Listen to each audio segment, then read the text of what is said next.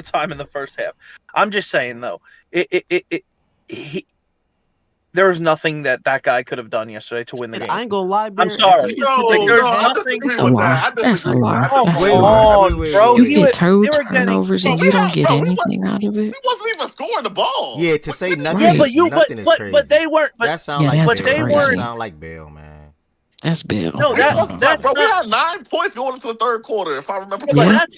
but that's because their defense played really fucking well as But well. process, But They at the end, did. No, they didn't. one thing this playoff showed us: the better team don't always win. So the Chargers definitely had a chance. yeah, for sure. Y'all lost to they the had 49ers, listen, man. Y'all lost to the 49ers, the man. defense Y'all lost had to a the chance to 49ers, win man. the Oh, you thought game. y'all was better than the 49ers? Yeah, I know. The Yeah. defense kept them in the Yeah, game. the Packers lost to the Defense kept Bears. them The in the Packers were the game. favorites on the road, By the way, process. I want you to know Anything can happen, and I said that they were going to win. Listen, Ev, they I added like you in chat. I like Drake May, and I like the way the Patriots were built this year. But I'm just saying, and I'm not trying to bail off of Herbert. I'm just saying though. Yeah. I'm not gonna lie. Just Seven seven, pressures seconds is sickening. 7 of the 30 pressures were quick, under 2.5 seconds. He had plays to make. Yeah, it wasn't a lot, dog. but he missed some. And I agree.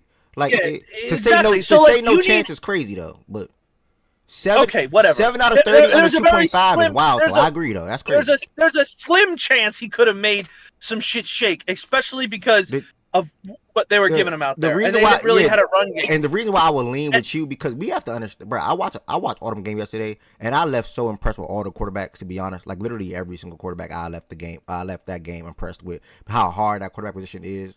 I'm not impressed on the same level, by the way, y'all. Because I know I don't want to think like, oh, you were impressed with Brock Purdy's performance. Like he made some throws I was impressed with. Trevor Lawrence made some throws I was impressed with. Yeah, so I want to clear the air with that. But we got to sit back. We got to. Oh my goodness. Excuse me. I was not impressed with Jalen Hurts. Excuse the hell out of me. He had the worst performance out of all the quarterbacks this weekend. Can't nobody tell me otherwise, nigga. Justin Herbert included. Yeah. I'm saying though, guys miss plays. Wait. No, I'm to the Herbert thing. Wait. To the Herbert thing though. We have to sit back and realize as fans, y'all, it is not that easy to be under duress like that in a football game and then have to make plays when you get that little bitty teeny time to make a play. Because in the back of your mind, you're thinking you're not going to have that time because you haven't been having the time, if that makes sense. So it's not that easy, y'all. I'm not going to lie. It's not that easy. It's really not. That's what I'm saying. Like there's I'm sure, of course he missed fucking guys. Yeah. But God, every fucking quarterback misses players in a game. If you're going to miss plays every single game as a quarterback, there's no ways about it. But even if you miss guys, you have other chances to make up for those misses. That's what he didn't have. Like look at Stafford. Wait, did I go too He far? was fucking missing. No, I don't give a fuck, bro. I don't care. No, I'm not trying to be funny. Was Hurts the worst quarterback? No, he was the worst quarterback in the playoffs. Was it Hurts or Herbert? It's them two though, right? Was Hurts or Herbert? Yeah, it's Hurts or Herbert, but I would say that with the I think he had a little bit more duress, obviously, dealing with what he had to deal with. I mean, he had to deal with not a little bit, nigga, a lot more. No. I'm saying he had to deal with incompetent fucking idiots. Herbert had to deal with actual fucking getting murdered. So, Herbert. But you said Herbert. Wait, no. Herbert was better than him. You seen that flip, Ev? What? Yeah. No. What are you talking about? Herbert was better. Herbert had to deal with. That's what I said. Herbert. I said Hurts had. Maybe I messed up because it's Hurts and Herbert. Hurts had to deal with incompetent idiots as a play caller and coach, but Herbert had to deal with literally almost getting murdered. Miles. So what I'm saying is. Miles, I don't feel bad for Justin Herbert losing the game, Miles. My shit was solely for him getting beat up. Not to our extent. No, I'm not gonna lie. Let me finish. Let me finish what I was saying about Herbert. The worst OC in the playoffs. No. He's the worst OC. No, he's not. No, he's not. He's not. But anyway, Greg Roman not coming back. My point is though. Hold on. My point is, there's places like Stafford. He missed guys a lot the other day, but he had fucking chances to redeem himself.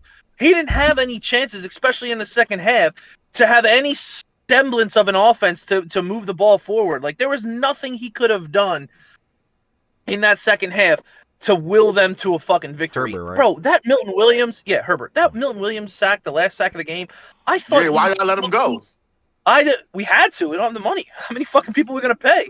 I told you were getting a dog. I like Milton Williams. I told you when you got him. I said, that fucking guy's a dog. Shaggy was like, he ain't that good. He's fucking good. Nah, he's a dog, for sure. Yeah, he's a fucking animal. So I'm just saying, and it's not bail. I'm not giving him an excuse. I'm just saying, with that kind of duress that you're under as a quarterback, I don't know. Who wins that game? Like, for real, bro.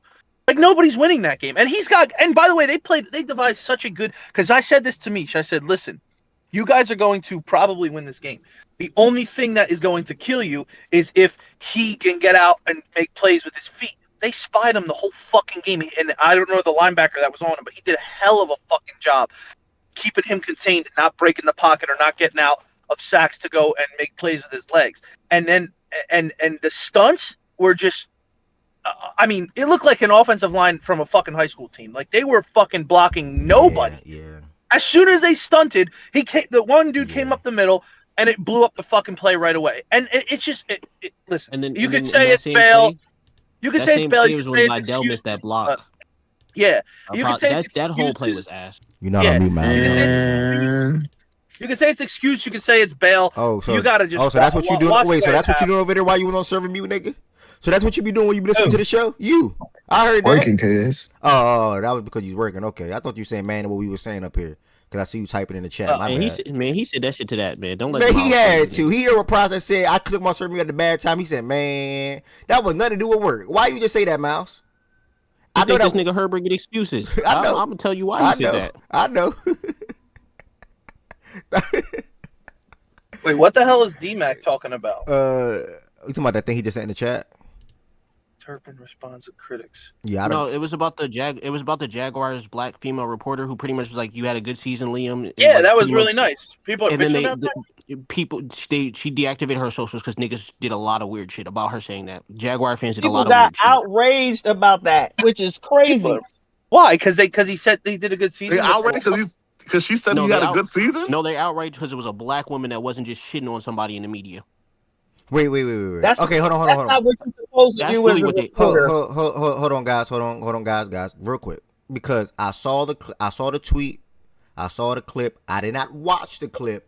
I did not look further into it. So I need to go listen to that real quick. But let me hear y'all talk about. I heard the clip. So I heard the clip. She said, "Don't be like, keep your head up high. You did a great job." She's a local community person. Yeah. I'm sorry. She's a local Jacksonville community report from a local Jacksonville, news outlet or whatever. It's a local thing, a community thing. She's been there working there for 30 years, and all she did was commended him, like, hold your head up, dude. You did a great job. You had a great season. There's next year, but you hold your head up. Y'all did well. It was black women being black women. I'm sorry, but that's what we do. She encouraged the man, and people got outraged because a reporter said something encouraging to the head coach instead of the same 59 questions that all the other reporters in the room are going to ask over and over and over again, like they do. She gave an encouraging word, and people try to come for her. I'm like, this is what y'all outraged about, and you can tell he appreciated to his soul. You can see it in his eyes that he appreciated what she said. Like, this is what y'all getting outraged about? Like, crazy. Okay, so what are they outraged about though? Like, what's the issue? Yeah, that's what I'm trying to figure out. No. That she didn't shit on him. That's really what it is. They wanted her to ask a this is not what a reporter is supposed to do. No. They're outraged because when the reporters that are in there, they have to turn their stories around in a certain amount of time, so they want to try to get a quote to put in a story to then go and write their stories on their deadline. Now they're dragging it. They're correct, but they're dragging it. Like, they're totally dragging it. You usually don't do that as a reporter in that room, but they're dragging this like she did the worst thing ever. Like, there's 10 other things in those reporter rooms and those press conferences that kill time or that waste time more than what she said to him. So they're just. But what do you mean they're correct? They're correct that they shouldn't take up more time. How are they correct? If you're a reporter and you're supposed to be asking questions about the team, that's normally not what you use that time for. They're correct in that, but it's a small thing. Like, I'm not gonna be outraged because she chose to use her time to pat this guy on the back. Is it the most other reporters are mad, Jordan? No, but who cares, huh?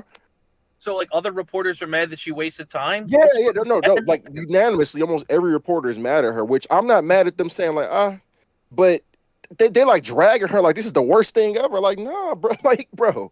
Oh, they're mad because I get what you're saying. There's a written rule that says that you have to go in there and do something certain. There's a written rule. How is she? You're using the language that she is wrong. You're using the language that she is wrong. One of those unspoken rules. It might not be the norm. Huh? Miss Gina, I'm spoken from the perspective of having done this job before. That's an unwritten rule. It just is. But it's not the worst thing in the world. Like you said, the worst thing that wastes time in that room is reporters asking the same question 10 times or asking the same question that a last reporter just asked. So like get outraged about that before you get outraged about this lady saying good season. Like it's not a big deal. So you agree? Yeah. So Jordan Woods, hold on. You agree with this tweet on the screen? I don't mind what the reporter did in Jacksonville. Put a coach aside before or after the news conference to do it privately. She meant well. It was sweet. It was the wrong place. Yeah, like that's the general sentiment. Yeah, Okay. I agree with that. No, But you're you saying said it was that's the the wrong general place. sentiment. So I understand. So Jordan Woods, I understand the issue I have with is you're saying it was wrong. That is definitive. There is right and there is wrong. To say that's not the norm, to say that's not what we normally do, to say, yeah, our job is to get in here and do whatever, that's fine. But to use the word that it is wrong is a strong word to me. And I'm questioning that I'm questioning that choice of words, I guess, is where I'm stuck at. I can That's fine. understand, If you this want is to use a not what word, they do and all that kind of stuff. But to say that it was literally wrong for what she did, like that's very specific. I'll put And it to you this that's way, what Miss Gina. I'm pushing back on Jordan Woods.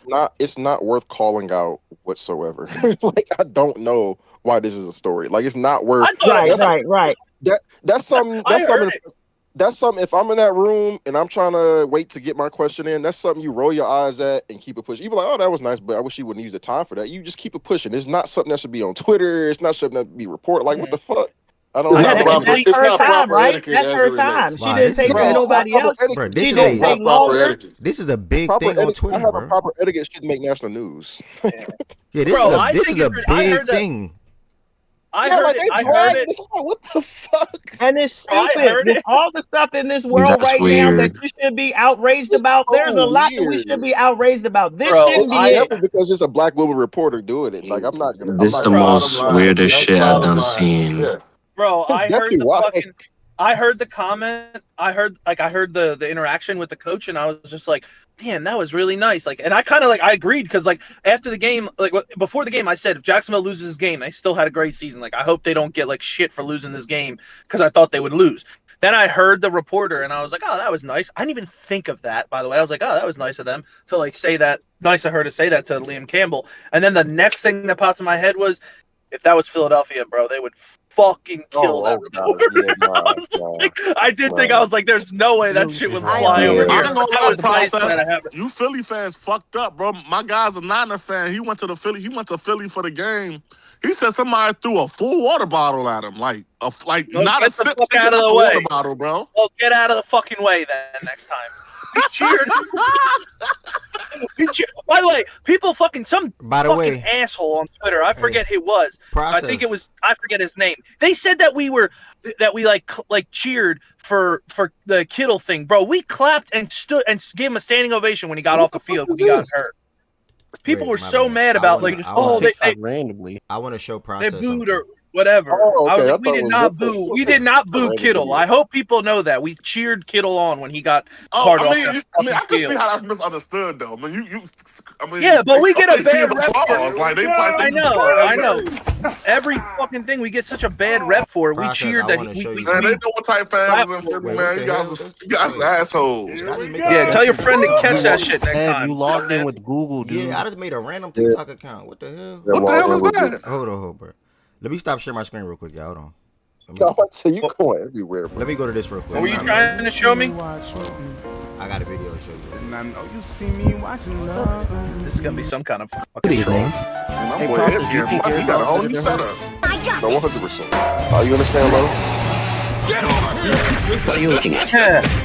Still owes me 5 shots for my fucking 10 gifted, by the way. I paid for Lies that. He ain't never get you no 5 shot. Nah, you know what? I paid for I paid for those blinds on that window. Hey, you don't see the Lamar jersey up there, do you? Yeah, no shit. Nah, Put that shit on eBay.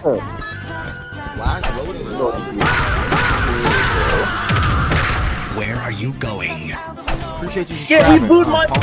We booed Michael Irvin when he got. We did boo Michael Irvin when he got hurt. Being young, that was a different time, and fuck Michael Irvin because he was a Cowboys. This wasn't a Cowboys. Yeah, bro, he's wilding on the Boy, sideline. that boy wild. He hit Brandon hoodies with belts. That boy. I ain't gonna say what he be doing. Nigga I bought wanted a to hoodie to respect the hit it with a platform. belt. Like, bro. But that nigga, Michael Irvin be definitely on something that them fucking. Hey man, Bro, he watch goes that Cowboy. Go watch Bro, that how Cowboy old? documentary. Wait, hold on. Be young. How Memphis. old is Michael Irvin? Oh, he in his 50s. Hey, process. He almost Process. 60. Bro, He almost he 60. still looks like. Bro, he still looks like that motherfucker could play. You see how ripped he is still? Process. Look at I was this like, video. holy shit. Process. Look at this video. Process. That's the know you know. Oh, I know what video you about to Process. Look at this video, bro. My man went to the Eagles game yesterday. Okay. Look at this. Experiencing my Do I have to first listen playoff to it? game live at the Lincoln. Probably a little better if you listen to it. Nah, this the guy I'm talking about too. Process. He said he said Philly fans was giving him hell the whole day. Oh yeah, I can't really hear it though. What are they doing? I ain't gonna lie, you should have punched shit out one of them kids. I'm gonna be honest, process, I ain't gonna lie, bro. We really gotta set something up one day, process. Yeah, bro, we're nuts. We are Man, absolutely bro, long nuts. story short, he had a great time. He had a great time at the game. Which game? Yeah, he had a gotta great go to time. Philadelphia and piss in that stadium. Like we troll, but like if you're gonna look at your fan acting up though. If they start They gonna acting whoop up your like that, DC ass, nigga. if they start acting up a little bit, then it gets a little rowdy. You talk to your friend today? It gets a little rowdy. Huh? If we see a fan like acting up, then it gets a little rowdy. Make sure he But made if it you back guys safely, are bro. Doing Wait, that what shit. that mean though? Like, what you mean? like by they that? don't like to see other fans like enjoy themselves. But like if you're there quiet, then you're fine. That's cool. But, like, if I said you're there quiet. Nigga, what? I'm just saying. I let my man. I ain't gonna Yeah, lie. that's why he got a fucking water Man, bottle. I'm gonna in be his head. real with y'all. Don't let them South Philly Irish and them Italians fool y'all. Hold on, Them y'all. niggas I ain't forgot. fucking- No, it ain't just Irish and Italian. It's Nah, everybody. y'all the main ones that be throwing shit, nigga. Yeah, I forgot. Nah, it's I forgot everyone. real quick. I forgot we missed 2 on Saturday. So just give me 1 second, please. Saturday was the fucking best game. The best games. On Saturday, we you had talking the about? Los Angeles Rams travel to Carolina to play the Panthers. The Rams got the win 34-31. We have T still, definitely escaped with this one. We got T still up here and present to talk about this game, and then everyone knows outside of T can chime in. Can chime in after. T, feel free to bless the stage with your thoughts on this game, my brother. You guys pulled out the All win in right, Carolina. so initial thoughts. Like this is my I've talked about this game, niggas, every day since Saturday. So I'm a little over talked about this, but my initial thoughts, like this is the biggest takeaway I have from the game. This is a stereotypical game through the regular season, which we lose. Regardless of how I feel that we should have dominated, regardless of how I feel we should have took points here, et cetera, et cetera. These are the type of games through the regular season. You see how it says 12-5? Usually that resulted in a 5. So regardless, anybody saying barely, et cetera, a playoff win is a fucking playoff win. First off, I do want to shout out Bryce Young. He played phenomenal. Not phenomenal. He played solid. Outside of that though, another guy I got to shout out, Derek Brown. Fucking monster in the interior. He blew up a lot of stuff. I don't think a lot of people noticed it because he's not necessarily coming away with the sack, but he's just moving guys off of spots. Special teams still having issues. Fucking block punt. I can't do this shit no more with special teams. Block punts, block field goals. I just want a game where that's not a part of it. But outside of the game, we had our little stretch through the second and third quarter, which we haven't been the best in through the year. Even like EPA per play, we have not been the best through the second and third quarter. Usually dominate the first and fourth quarters. That's what we did in this game. It was enough to win. Coker, I seen somebody time that went fucking stupid both games. He was the best receiver the first time we seen him, and he was the best receiver the second time we seen him. We got belled a little bit with him stopping on that route. A little bit miscommunication between Bryce and him about if you're gonna flow through the zone or stop between the zones. A lot of mistakes, man. Penalties, DPIs, niggas out of position, niggas not getting pressures. I didn't like the rotations with the edges. I feel like for the first half, I seen not enough Jared Verse on the field. Didn't like when I did see him on the field in the second half. 11% pressure rate. That's not what you're about trying to get paid for, nigga. You got to do more. Sad Akilla went down. He's on IR, so the only chance he'll come back is Super Bowl. Well, actually, My math. No, I think he's done for the year. No, he re-injured his shoulder and clavicle. He re-injured that, so down to DB. Um, to the game though, like to the shoutouts.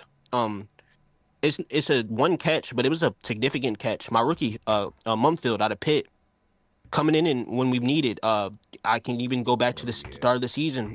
No Devontae. No Puka in games, and he's been solid. No Puka in a game against Jacksonville, had a touchdown. I like that we have guys that can come in and play. I do think we should run the ball a little bit more. It was at one point in the game we were averaging about like 6 yards a carry, and then we went away from it. Yeah, outside of that, it's just little mistakes, like uncharacteristic mistakes. Puka dropping balls that would have put us up 2 possessions to end the half. That would have been a walking touchdown, uncharacteristic drop. We got some issues in the secondary, but as much as like I can be like the secondary has issues, I knew what my secondary is. Outside of my safeties, I do like my safety play with even Quinn Lake coming back, but I know what my secondary has been. I put this all on the defensive line. 11% pressure rate. I think they had like a total of like 36 pressures. I don't like that stat always because one of those pressures was a touchdown to Coker in the corner. We just could have been better. Definitely up front. Uh, Outside of that though, like honestly, yeah, I was a little nervous, but once I seen that we had the ball in 3 timeouts, all my nerves went away because I trust Stafford. As much as like people think I'm trolling, like I really do. In those moments, I trust Stafford to get it done. I watched it against the Niners in the NFC Championship, watching them in the bowl to walk them down. I trust him in the moments. I trust him in McVay. Shout out Kobe Parkinson. A lot of people say, you know, he's a Puka reliant guy, a Cooper Cup reliant guy, a Megatron reliant guy. Kobe Parkinson, the Seattle Seahawk, prior to being in LA, is having a career year, 8 touchdowns. I think about like 500 yards on the year, 8 touchdowns. He's been phenomenal. Um, Shout out Mike Jack. I think he played a fucking phenomenal game. Wherever he was on the field. So I do got to give praise to him. I'll give him 13 pick for him right now if you can have him for these playoff ones. But no, I thought Carolina showed a lot of heart. I think we showed a lot of heart through adversity, which we haven't really been down outside of divisional games for real, like, and came back and won. So I think it's a good stepping stone. There's some key mistakes that we had. That whole I think it was like 3 plays in a row we targeted Devontae Adams. I know they're trying to get him involved, but I don't like that process of just trying to force feed a guy that's coming back from not playing in fucking 4 weeks.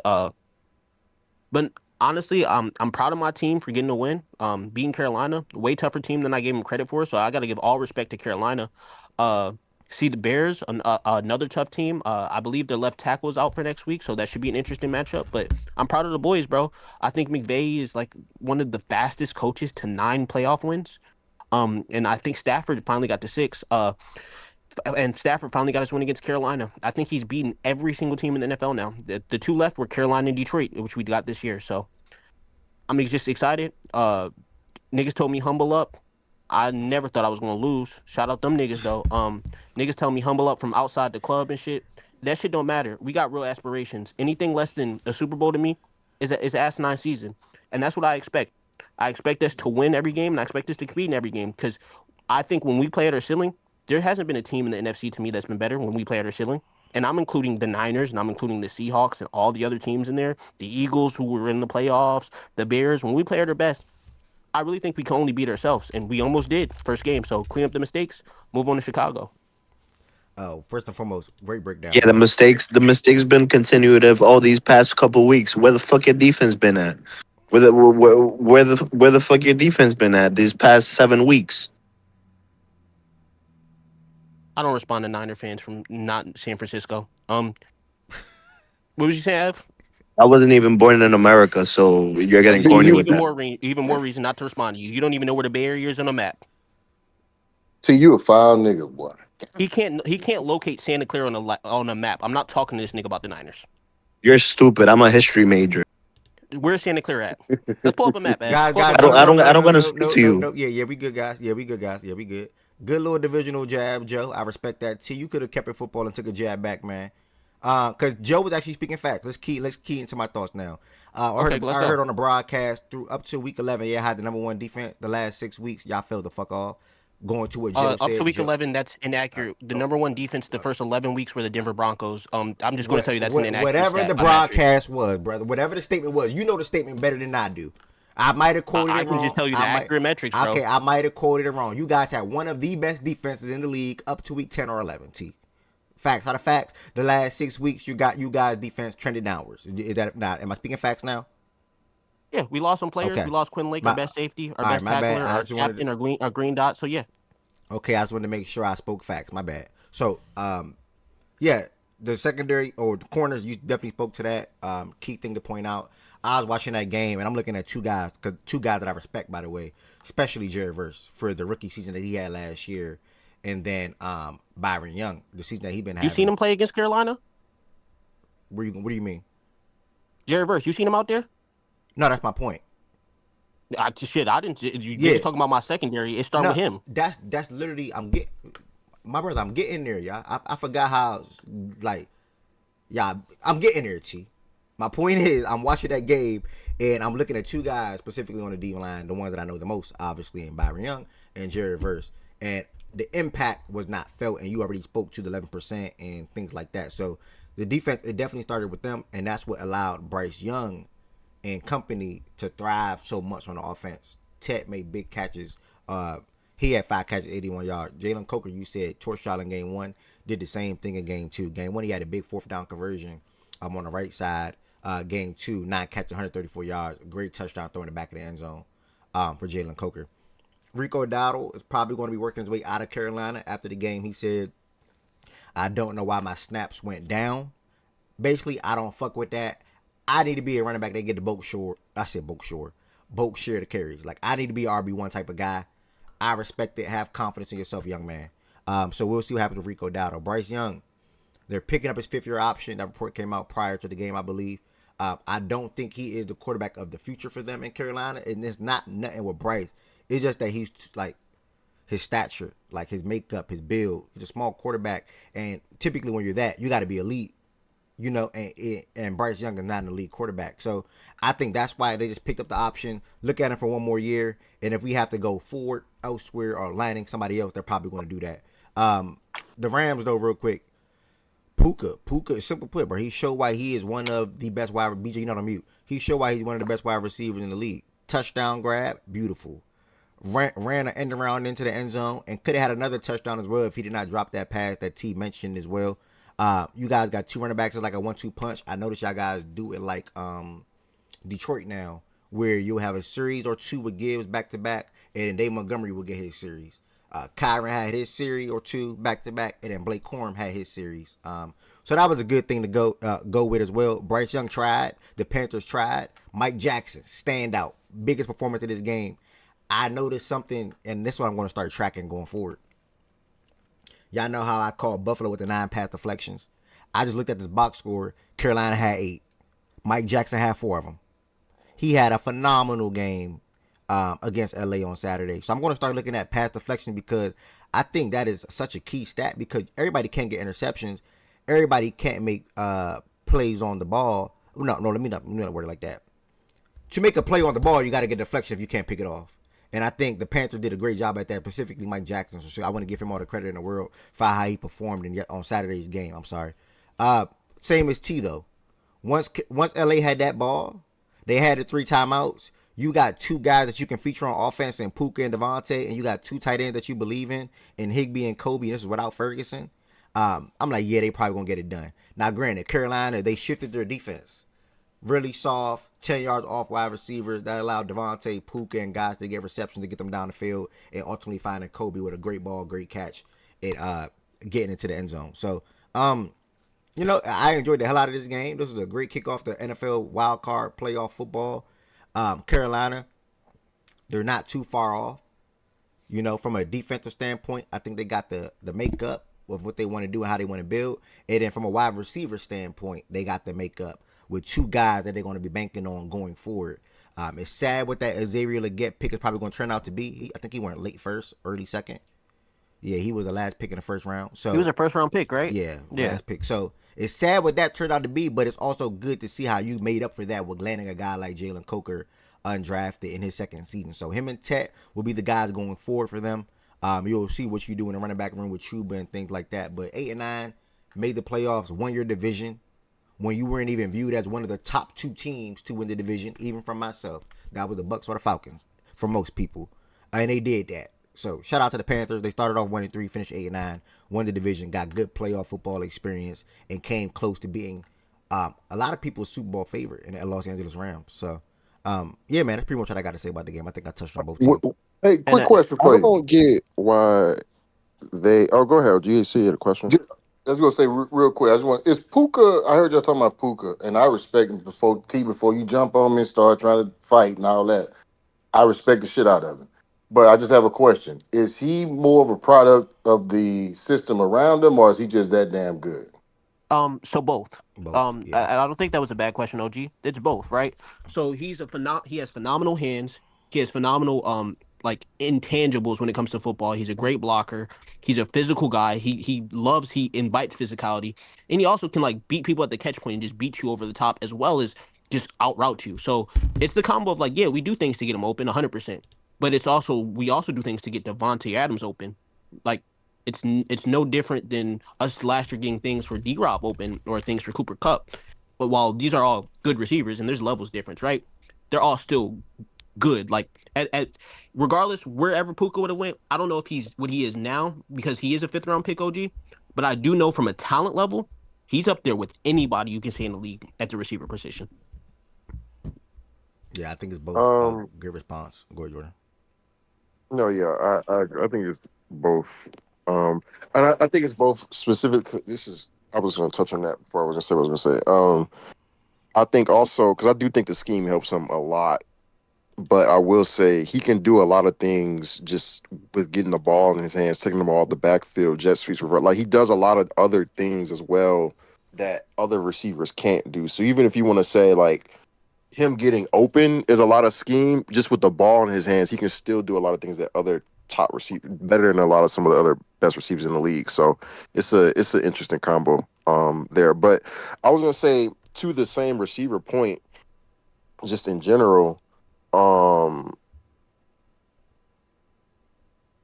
that's why the defense at the end of the game was even more perplexing to me by the Panthers playing so soft, because you got a receiver in Devontae who he looked like he was moving fine. He didn't look like he was all the way back. And he looked 75%. Yeah, that's what I said. He looked like he was fine enough to play. He didn't look like he was all the way healthy to me. So not jamming him at the line of scrimmage. I don't get letting him just get a free release like with the game on the line, give him all that space to catch the football when it looked like he might have had a hard time if you would have played him closer. And then also with Puka, you know how good Puka is at finding creases and breaking tackles once he catches the football and getting yards after the catch. So it just seemed like on both receivers of their duo, playing that soft at the end of the game just made even less sense because it relieves some of the stress off of Devontae coming off an injury at the end of a game, and it also plays into Puka's one of his main strengths as a receiver. I didn't get it, and I felt like they would have had a much better chance had that not been the case. I think for them in their mind, Jordan, and I'm not saying that I think this process is right.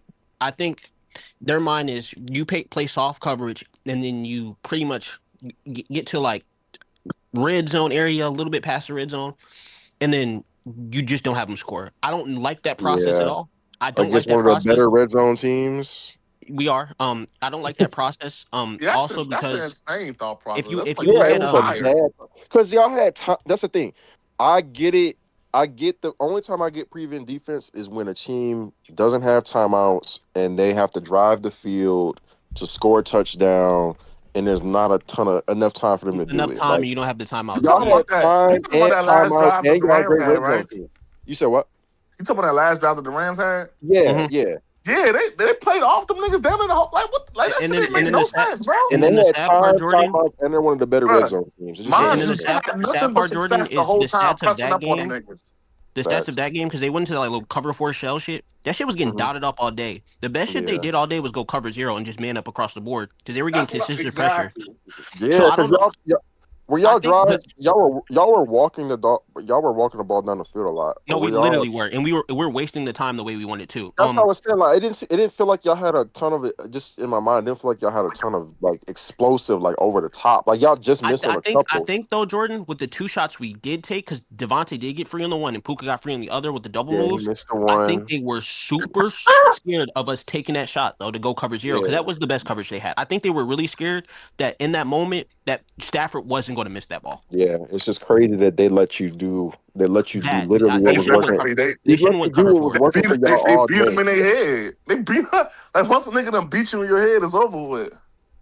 You doing shit because you scared.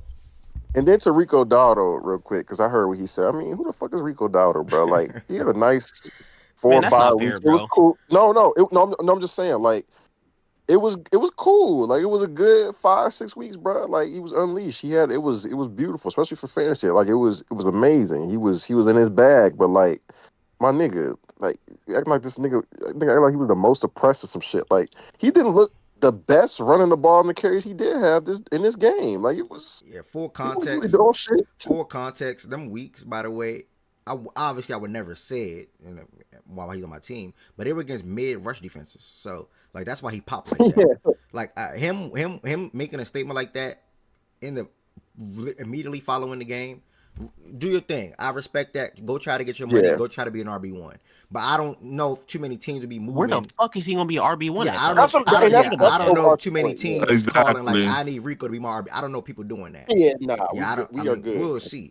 Like, yeah, you Nigga can But couldn't you get can you behind a split. job. Like, Yeah, come you on, can dog. split, nigga. I ain't know, but if you for sure but I RB1 Yeah, will though. him say, saying that is cool, but like I you gotta do be think reality I do now. think he got a point though with the split of carries because like I do know they did a really good job of airing the ball out.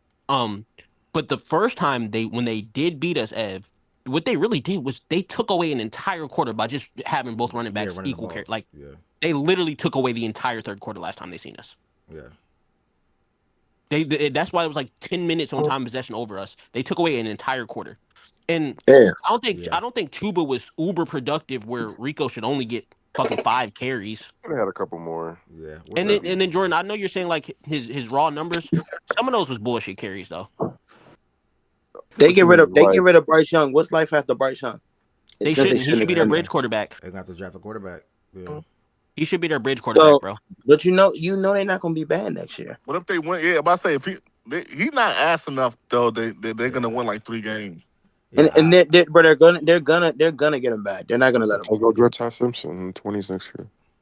I don't know what the Panthers are going to do, but I would be surprised if Bryce Young is the quarterback for the next 5 years. Like when you think of franchise quarterbacks, they're your franchise quarterback. The Josh Allens, Lamar, Mahomes, not even Hurts, different guys like that. Even you can want to say, well, I'm gonna hold off on. So let me look at some names. Hold on.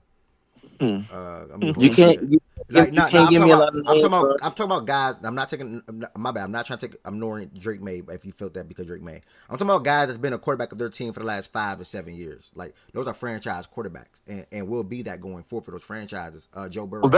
Was you talking to me? Yeah, I don't know if you were saying because I'm like because Drake May. Like The funny thing is, I didn't even I forgot I was unmuted, but I think okay. I was laughing at a Jalen Hurts quote. Oh. Oh, you know his. Yeah, I just read that shit he said about Patulo, bro.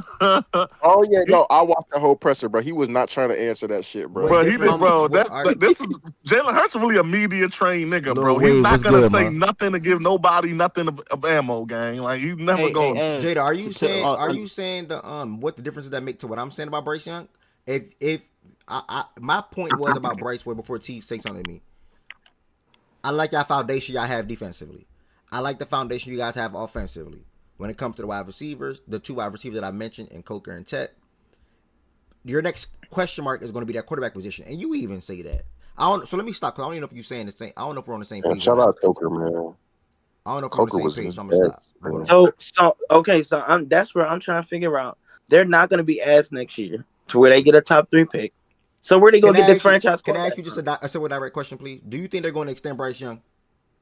Yes. Okay, cool. We're just gonna be a wait and see type of thing. Again, they picked up his 5th-year option. They're not going to lose him for nothing, guys. That's very clear. Now, my next question is: do y'all think Bryce Young is the quarterback of the future for the Carolina Panthers? No, but I think he could be a really solid bridge quarterback, which makes me think he does get an extension, even if it's like a 3-year, 4-year, or 2-year. I do think he does get an extension after 5. I think he's a good enough bridge quarterback where you can build up the rest of the roster, and maybe you have the assets or the swing trade to then go get the quarterback of your future, or trade up for him in the draft. And that's totally fine. All I was saying was, if you look at their offense right now and you're trying to think of a question mark, right? Say their improved offensive line or whatever the case may be, it's still going to come down to the quarterback, because I don't think in that organization they've used Bryce Young as the answer and or franchise quarterback. If they do, they would not have picked up his 5th-year option, guys. It's really just that simple. They would have extended him before having to pick that up, without even picking that up.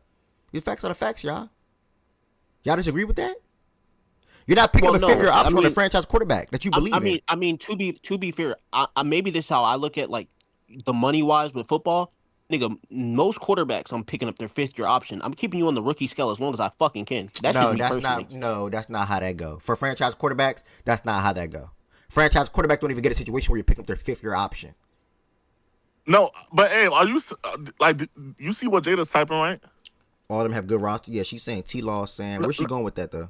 Nah, she was. I guess she basically. I seen her say earlier. She said like, bro, basically everybody, bro, niggas don't have to be Lamar Jackson or yeah, like, bro, niggas is perfectly like that's why she used the. I mean, that's the fair. bonus Yeah, I missed this. Like, bro, you could be just a regular good quarterback and have a good team and win some, gang, and have a prolonged career, gang. Like, you know, not a bowl. Everybody ain't gonna win an MVP. Yeah. Everybody ain't gonna. You feel me? Everybody ain't gonna be a top 3 quarterback. Yeah, I agree. I missed What's What's that nigga name? What's that nigga name that used to be the Philip Rivers had a long career in the Chargers, brother. He didn't. Don't play with Philip. Whoa. Don't play with Philip, gang. Whoa. Bryce Young ain't touching Philip. Bryce Young ain't touching Philip. Bryce Young ain't touching Philip. Bryce Young ain't touching Philip. You could have like Andy Dalton or some shit, bro. Like, nigga, he ain't touching Philip Rivers, gang. I don't want to, cause Andy's like, bro. Andy ended up a journeyman. No, Andy's a perfect name though. Like, I'm not gonna lie. Like, I'm not trying to troll or nothing. I think Bryce is going to start getting passed around at the end of his career. Nah, y'all. Bro, and it is not because of his talent, though. It's a shame because he actually showed me something this season, in parts of the season, and especially yesterday. This nigga is so fucking short, bro. No, hold on, Byron. So he wasn't better. Hold on. Byron, he wasn't better than Stafford. Little. Byron, that is a to his standards. He played well. My goodness, I'm surprised Byron even just typed that. Byron, yes, Drake made the Patriots franchise quarterback, and he's not on those top guys' level. The thing about it is yet. Drake may have a way higher probability to reach or peak as a top 5 quarterback than Bryce Young, Byron. That's the point with that. So, like, even you can say Jaden Daniels. You can say different names outside of Drake May. You can even say Caleb Williams. Like, yeah, you can say Caleb Williams too. Niggas might be saying top 4 soon. Yeah, it's a little different, Byron. Like Bryce Young, But the fact of the matter Bryce is a mid-level quarterback. Owners, you're trying to say it nice. He's a mid-level quarterback, bro. He's a 17, 15 through 19 best quarterback in the league. While Drake May has the potential to, at one point in the league, keyword potential, he has the potential to be QB1. There's levels of difference. Yeah, so if that's the case, then can change their mind on him. Byron, okay, Byron. As bad as I want to agree, yes. First and foremost, Misha and Byron. Yes, Bryce Young was the first overall pick, 1,000%, guys. Bryce Young had a phenomenal collegiate career at Alabama. That is factual, guys. But we also got to look at how Bryce Young's career went in Carolina since he's been drafted, guys. This is a guy that's been up and down in Carolina. This is a guy that got benched in Carolina. This is the guy that came back after being benched and finished the season off pretty decent to good in Carolina. Then this also is a guy that Jada, as a Carolina Panthers fan, came into this season saying, oh, he's not the answer. I'm okay with moving on from him. These are facts. Now, Byron, I don't think it takes one playoff game to where he outplayed, as you just said in the chat, Matthew Stafford. He didn't outplay though. Yeah, I don't want to get into that right now. That's a different combo. Hold on, T. That's a different combo. No, it's relative to comp. I'm giving a real. But I try to stay out of that one because that's why. Fuck that. But I'm saying, fuck the comparison. I'm saying the reason people are saying he played well is because it's relative to his expectation. That's it. Okay. That's it. Any other quarterback goes 21 of 40 with a touchdown and a pick and a 74 rating as a quarterback. That's not a good game. It's because of what his expectation was. Well, he didn't have a bad game. He played all right. I don't want to say he played all right. He played all right, Ev. I'm not taking that away from him. Okay. But the reason people are phrasing it as the word good game, not all right, is because it was to his expectation. Okay. So it Ed, what's the conversation about Bryce Young? Like, is he a franchise quarterback? basically. Is he the answer for the Carolina Panthers? Well, I'm not gonna lie. I thought he just outside of that pick, which we had debated was it on him? Was it not? I thought a lot of that was on him. I thought he just played well. I thought the game plan. I thought that game plan at times was god awful. To be honest, especially their second down play calling. A lot of times, almost like they gave away downs on second down, put themselves in bad situations when they had to go to third down. I don't know what their third down stats were. I don't know if you could put it up on their team stats, but some of the times they did convert, it was almost against the it was against the will of their own coach. Well, let me jump back into this real quick. Do y'all think that Bryce Young performance, and I'm not mad I got cut off because we're having a good conversation, but do y'all think that what Bryce Young did against LA on Saturday changed the owner / GM perspective on him as a quarterback of their future? No. I don't think it changed the perspective on their future, as in like they're gonna get like if he had a bad game, they would have got rid of him this year. If he didn't have a bad game, they don't get rid of him. I think that he is like a bridge quarterback for them, and then they'll keep him next year, see how he looks, and then try and get somebody the year after. But I think he did enough to stay. That's what I think. So and then Byron, Byron, as far as extension talk, I think the answer is probably for people on the stage. Byron's still probably going to be no, because I fuck no. Yeah, them picking up the 5th year was prior to the game, 100%. Bro, so where is your next quarterback coming from? Process? No, but if they keep him, no. Listen, if they keep him, no, they probably extend him, but he's a bridge quarterback. He's not getting extended this offseason. I guarantee you that. No, he's not. I'm not saying I guarantee you he's not. Yeah. Okay.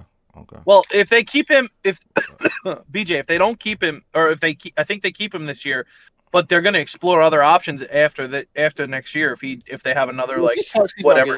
I'll bet that he's not getting. I mean, it's a lot of teams in the league that's exploring other quarterback options, but are they going to do it? No.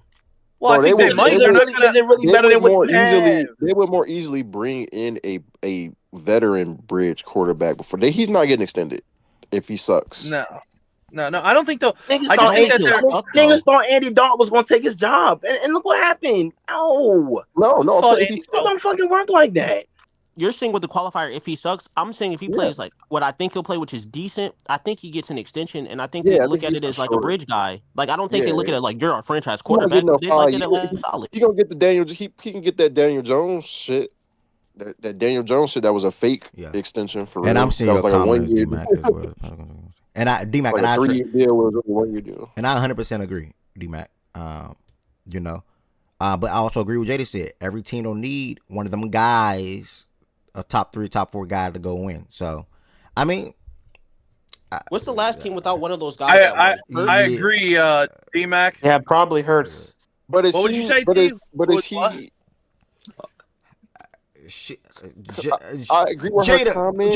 Jada, you throwing me off a little bit because however good you think a roster can be around Bryce Young offensively, defensively, I don't think you truly think he can win a Super Bowl as your starting quarterback. Like, I don't think you genuinely believe that. So, like, I feel like you're taking shots at guys. Or okay, all right.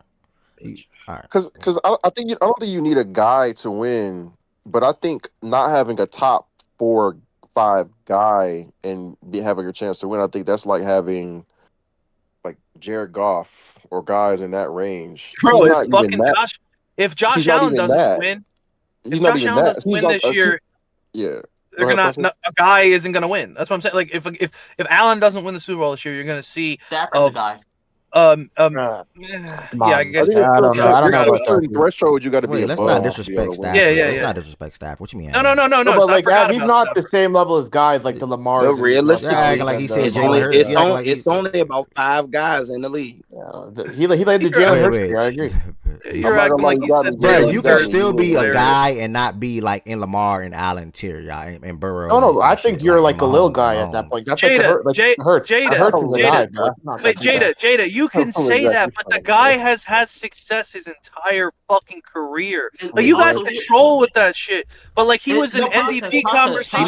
Hold on, let me finish, bro. Hold on, let me finish. The guy was in MVP talks 2 years ago with the right person, with the right personnel around him. I'm just saying, like, you guys control about that shit, but like Bryce Young has never reached those types of levels at quarterback. Yeah, no, he hasn't. And even process, even furthermore, right? like I wouldn't say your 23 roster with the Shane Steichen era. It was a talented roster, right? Yeah, it was just good. Well. He performed well, but you at the end of the day, like you played well in the bowl, but you lost. The year you we won, lost you had because to the defense was ass. Yeah, 100% process. The year you win the Super Bowl, you have all-time talent on both lines, both offense and defense, and then that was the mark to put you over the hump to win. Yeah, but he also played well. It's not like, but I'm saying it's not like he can get. Because you guys are trying to say if they put a good roster around, like if you put Bryce Young on the team last year, he ain't fucking winning. No, not you. I'm saying the opposite, dude. Do y'all agree? Do y'all agree with that? Do y'all agree with that? If you put Bryce better fucking agree with it. Bro, you better fucking agree. If you don't agree with that shit, you're a fucking idiot, and you agree with that shit too, dog. No, he did not. Fuck out of here, bro. What the fuck? But that's the point, You think though. Bryce Young's gonna be on that fucking team, and they're gonna fucking wait? You said he is. Wait, Ev, you think Bryce Young wins last year? No, that's my point. That's my point. Oh yeah, that's the point. Yeah, he's not. Process. We were agreeing because that's the point I'm gonna make. I'm saying even with all the fucking I agree with you, talent around Hurts, it took that for him to win the Super Bowl. I'm not saying you necessarily need all that. The level of talent you're gonna have to put around Bryce for him to win the Super Bowl, nigga, you need all-time players at every position. I mean, Jesus Christ, or even be an elite team though. Like to be real, y'all not trying to be funny, y'all. Yeah. To be an elite team, they're gonna need that. You can be an elite team and not win a Super Bowl, or a great team and not win a Super Bowl. By the way, I'll make that very clear. Yeah, shit, you go through that shit every year. Yes, I do. Yep, I do. Okay, so how do y'all compare him to How do y'all compare him to like Bo? Bro, what? Whoa, Bo is better than Bryce to me. Bro, Bo is better than him, bro. What the fuck? Yeah, I think they're in the same area. Bro, he's not, bro. Bryce Young is not ass. Bro, Bryce Young be showing some flashes. I want to make that very clear. Bryce Young show flashes why he went number one. Yeah. But that's another quarterback that's not going to win shit. Man, Bo is not clear, Bryce. We need to slow our roll on Bo. Like, Bo is not all the way clear. Yeah, he's better. He's not clear. He's better. Yeah. That's why, because we're gonna see what they do this. That's why. Good point, bro. I'm not gonna lie. That game is so. Listen, the Panthers should have won that fucking game. Bryce Young did enough to win. In my opinion. But they did. Hold on. I'm not trying to blame Bryce for that game. I also agree with C that people are like, oh, he had a good game. Like, yes, to his expectations, he played well. If that was a good quarterback out there playing and he had those statistics in that game, people would be like, oh, he was mid. Now, if they would have just fucking stuck with the aggressiveness on defense on that last drive, rather than go back and play the bullshit fucking coverages they were playing, you weren't doing it. Shut up, dude. You weren't doing that all game. They were making life hard for Stafford. They were making it harder for Stafford to complete throws to make shit shake on offense for the Rams. Because their defense played well up until that last drive, but that happens all the time, bro. Teams get comfortable. They want to play a little bit prevent. They want to do all that bullshit, and if you give time and space to Stafford, he's gonna fucking destroy you. And that's what they did. So it was just a bad execution defensively on that last fucking possession, and he was able to go down the field with ease. Colby Parkinson, that was Parkinson, right? Who made the catch at the end? He made a great throw, great catch, and that was the end of it. I mean, you're not going to put Bryce Young, and then Bryce Young, he ain't fucking going down and scoring. Before we talk about the last game, which I cannot wait to talk about, not too much, but I'm going to say a little Oh, that was the best game, bro. Not for sure. Quick activity, y'all. Quick activity, giving us 10 to 15 minutes to complete this, and we're going to close it out with the Bears and the Packers.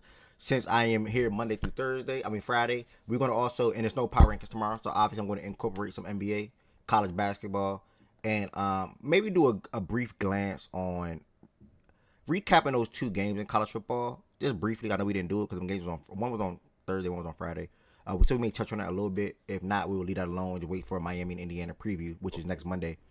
But activity time. Top quarterbacks in the league in order for the most part. Because obviously Lamar is at 1, Allen is at 1. For the most part, by the way, we don't got to have a little combo around 1 through 4. However, y'all want to twist. Is that this year? Right now. Wait. Why no combo at 4? Why no combo at 4? Stafford's not better than Burrow. No. I'm not doing this with y'all. The nigga's been in the NFL for 6 years, made the playoffs twice, and then lost to my quarterback in the bowl. And that is disgusting. I'm not gonna lie. Wait a minute. And statistically, if you want to do the statistics, we've had a better season than this nigga ever had in his career this year at fucking 40. Time out. So Can I say so why is he stamped at 4, Ev?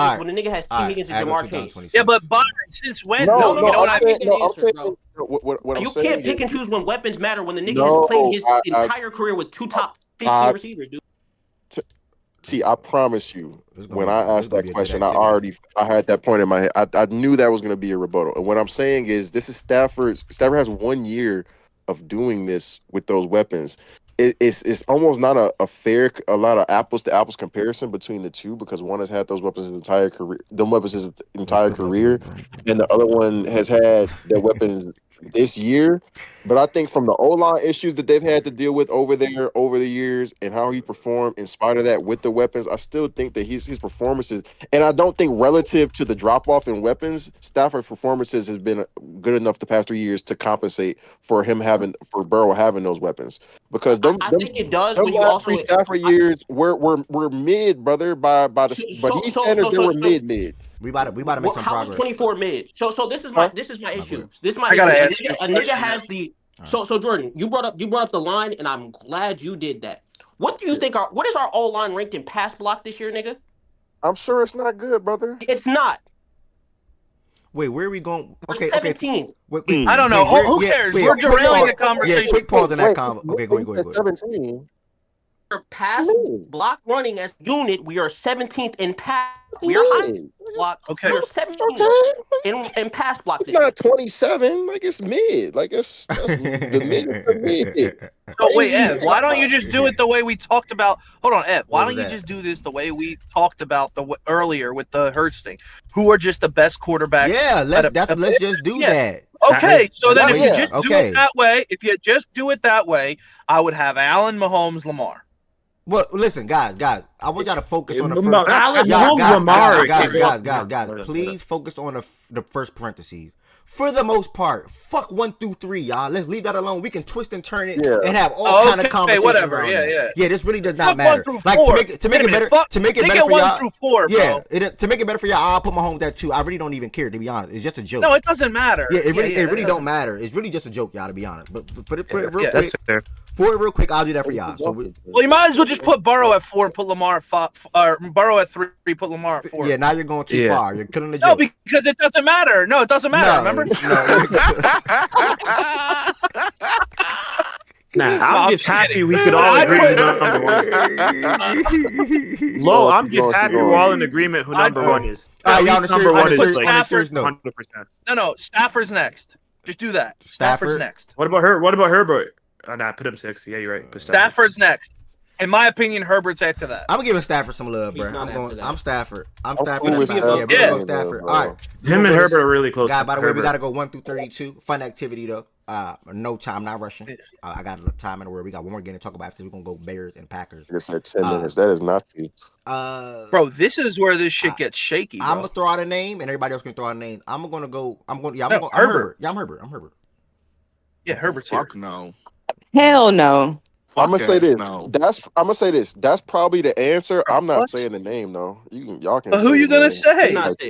No, that's that's probably the answer. Just give me the name. But I want y'all to. I also wanted to be clear. I was never a Herbert guy before that game last night. That's shit for sure. T-Law not better than Herbert. I might go. T-Law not better than Herbert, bro. And I'm sorry. It's Herbert.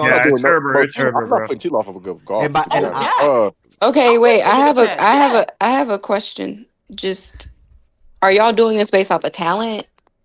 Like who y'all think is most talented? That golf don't use his legs no more though. In general? Yeah, just in general. I'm putting Dakota, but y'all can't have the Herbert nigga. That's cool. I'm with her with Dakota. Shit. If it's over Herbert, I'm with her too. He is better. I don't think he's better than Herbert. No, it's okay.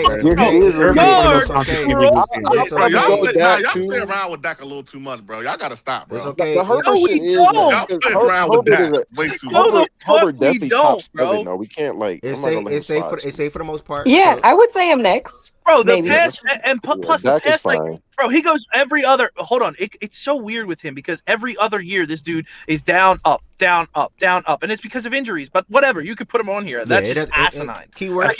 Make sure y'all focus on the parentheses for the most part. Herbert, y'all said was going to be 7, and then me, I'm looking at what's the parentheses for the most part. Oh, okay. Top quarterbacks in the league in order, and then I put parentheses for the most part. Yes, it is true. B Young, what the fuck are you talking about, bro? I ain't gonna lie. 2019. No, this is not. This is not. This is not getting posted. I got love. This is not. Excuse me, the hell out of me. I'm hearing golf. I'm hearing golf in love. With all due respect, y'all. I got 2 young niggas over both of them niggas. I'm looking at Drake Bro, May and Jaden stop. I'm looking at Yeah, Drake Drake. May and Yeah, Jaden Drake. Daniels. Oh yeah. Drake May and Jaden Okay. Daniels. Talking about some goddamn. I'm not giving you Jaden Daniels. No, Not no, gonna no. get May. Oh, right. I forgot about that. I forgot May. I forgot May. So May for I sure. forgot, man. You missed me I with that forgot, man. 85 I'm gonna shit. keep it a I'm bean. I'm good with that. cool. I'm gonna keep it a bean. I wanted May at 6, but I'll let y'all have it. I'm like, fuck it. But I mean, like, that's another nigga who should be above Burrow. How y'all say fuck That's out of here another with nigga who should be Daniels? above Burrow. JD5 after 1 year, but May about to get on there after 1 year though. When JD5 went to the conference championship last year as a rookie. Bro, my Like, how does it make eyes sense? don't lie May's to me, one. brother. May's eyes one don't year lie landing to him me. in MVP combos, My bro. eyes do not lie to me. Lo, brother. you literally wrong I'm with Jaden thinking- Daniels. This is not a shot at Drake May. All I'm saying is Jaden Daniels had a crazy ass year last year. Everything y'all seen out of May right now, Jaden Daniels did this last year and more. And No, But no, it's no, hard. no, I no, will. no, It's no, hard. no. I will say Jaden this. Daniels was never this good of a deep ball thrower. What are you talking about? He did not fall off. That is a lie. He got I hurt. fuck with What are you- JD5, No, but niggas no. He had no wide receiver. I heard you already too. He had no wide Jaden receivers. Daniels He's not a was wide never. receiver. But y'all are disgusting. He had no wide receivers. But he was throwing the ball to me and D-Mac and Tez. Bro, you know what? And who's You know Drake what? May on the after Nigga, chain? what? But stop. He cool. had You know Kyle what? Williams, Diggs, Hunter Henry, and Moore, and Booty, and the other dude that got hurt. What's the other dude that got? What's the other dude? Mac Hollins. The point is, y'all had better wide receivers as a collective than the Commanders. Bro, you think that because of him? But you being disgusting, Lo. I'm not gonna lie, bro. Let's have a real combo. No, The Patriots did not have a better wide receiver than the Commanders this year. He elevated them niggas. Y'all disgusting, What are you dog. talking about? Y'all nasty as hell, bro. Y'all disgusting, bro. Keyshawn Booty, you don't even know who that is. Y'all, nigga, what? He was a Bro, dog at hold LSU. on. That's a lie. Ed, Y'all Ed, nasty. Ed, What's Ed, the Ed, hold on one second. Who had a better year? Last year, Jane Daniels, or this year, Drake May? 50-50. Let me look at the numbers No, real it's quick. not. Let me No, okay. it's not. Let me look at this. Okay, let me look at some. Let me look at No, some it isn't. Bro, guys. I got you the numbers. Bro, he had a hundred. Guys, can I please, guys? Listen to me. Guys, can I please? 4.3, 31.8. Okay, 4.3, 31.8. Okay, my bad. I did not. God, I'm sorry. If I'm wrong, I'm okay with it. I did not know, guys. I'm okay. This is wrong, okay, guys. This is the top of my head, y'all. My bad, y'all. Just chill. 3,500 yards and 20 Okay, something touchdowns. shout out to Drake May. Drake May had the better year process last year and this year. Drake May had How many yards did he run okay. for? Also, How many yards did he run for? I'm about to say, let's not take out the running. He 900 yards. Yeah, ran no, on the you can't ground. take out the Y'all running. like You can't take out that the running. matters. Wait, what does that say? It's kind of He had blurry. like 900 yards. He threw for 3,500, ran for 900. That's really good, by the way. That's really good. That is really good. How many touchdowns did he have? 25 through the air, 6 on the ground. Yeah, he had a really 31 total. Sure. Can I ask a question? Like he was fucking mid. Hold on, I don't think he was better than Drake May, but fuck. Let Tez Nah, get bro, in here. that's why I said Jaden Daniels had a good year, but let Tez comparing get it to what Drake did Doing this a year, little bit it's too Fredo, hold on. Before Tez get in here, Fredo, and I think people getting blinded and forgetting that. Like, Jaden Daniels' season last year was insane. They were saying that was one of the best rookie quarterback seasons ever. Did y'all forget this? Yeah, it was. No, I just He thought did have he one was of the a best rookie quarterback. quarterback seasons ever. Guess what? Drake May just had. He had an think he just MVP a season, quarterback. dog. What the fuck? All right, let nigga? Ted, what's up? Who did that deep side? That was unnecessary. BJ, go on mute real quick if you doing all that game. Ted, what's up? Ted, what's up, bro? These niggas need to flipping fucking Go on, BJ, go on mute. BJ, go on mute.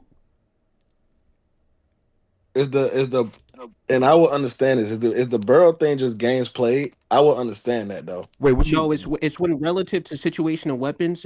Tez, if you're asking me, relative to situational weapons, Jordan bridged that up. The year we've had That's similar insane, weapons bro. to you Yeah, you can is answer though. 21 in this year. We've outproduced you. We've gotten further in the playoffs, and we're a smarter player, and we're more accurate than you. The only shit you have is off script shit, and that same off script shit is why you get injured every year. Wait, what? Wait, Tez, what do you even? Wait, I don't. What was your question, Tez? By the way, I don't agree with the accurate shit. Joe Burrow's one of the most accurate quarterbacks ever. So yeah, I mean, if you want to say it's a wash, that like the stats proves that. So if you want to go look at that yourself, the stats prove that. I'm not just talking on my ass. I'm actually going from an eye test standpoint, but the stats also backs up what I just said. So I don't agree with that. Smarter. Not even close. I think it's a wash. Wait, but Tez, he's at 4. I think he's above Stafford, bro. Above Stafford. I think the smarter part is also a wash. Your accuracy standpoint is false, by the way. far as being smarter, like pre-snap, post-snap, seeing things, you know what I'm saying?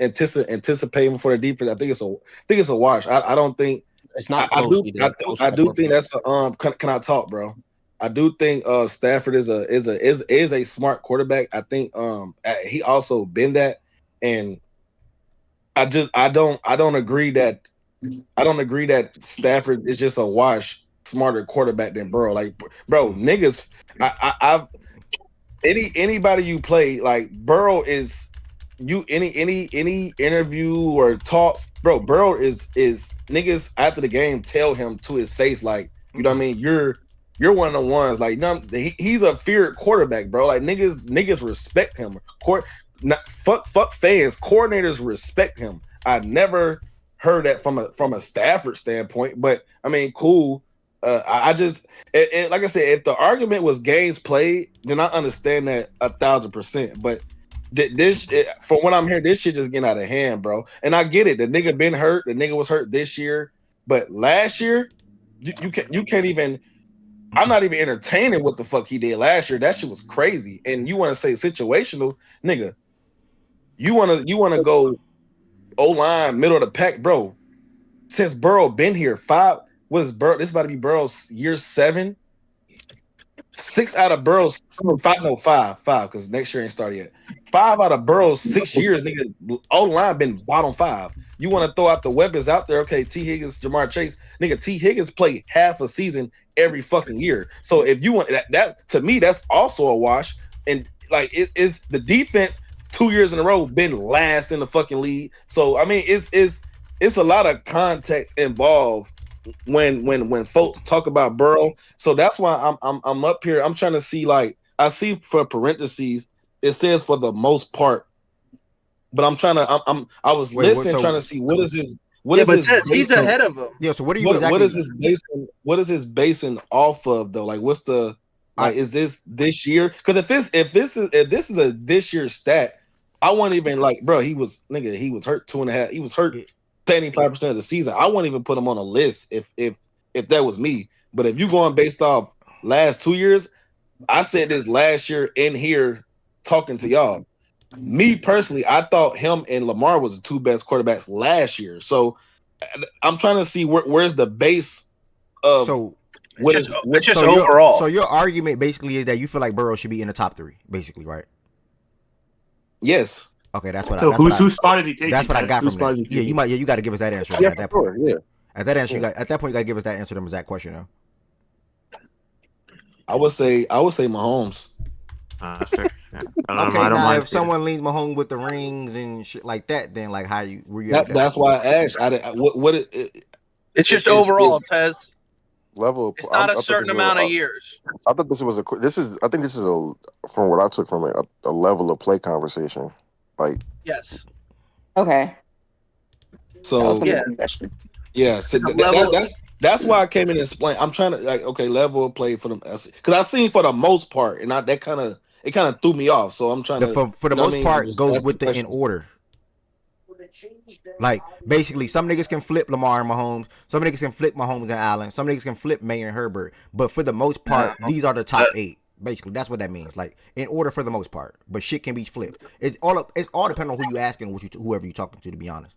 But we just doing that as a collective real quick, as a fun little entertainment. And I actually, everybody just stay right here. Stay hot and ready, no Little Caesars. Hold on 1 second. Now I got the stage riled up. I'm going to go to one of my brothers up here real quick to talk about the Chicago Bears and Green Bay Packers game. I'm gonna read the room real quick. Wait, you're not gonna? Wait, what, bro? Let's finish it. It is smart to pivot. Trust me, it is smart to pivot now. I'm cool.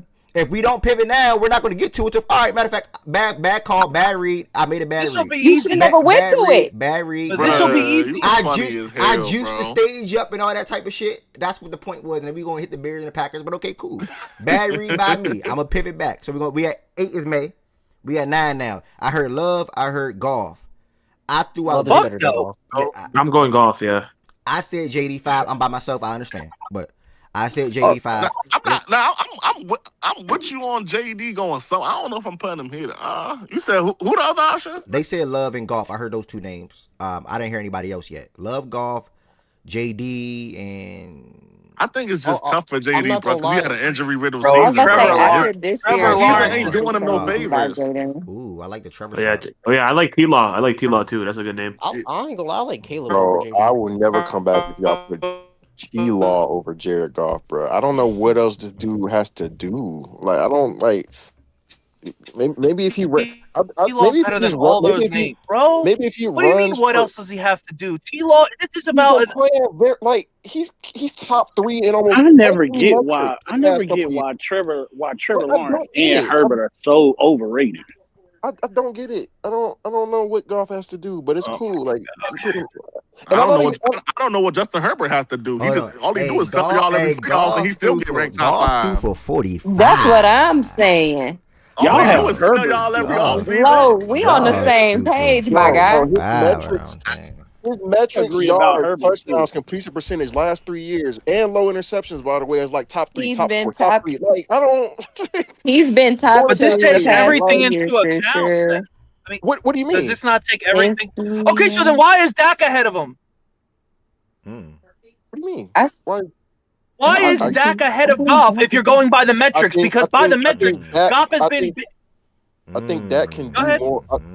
I think that can do more off script shit. But if you want to say What he does could that beat lead Tom, to, though? But no, if that you again. wanna So say- what does if that you wanna lead say he to? could be further up the list, go ahead.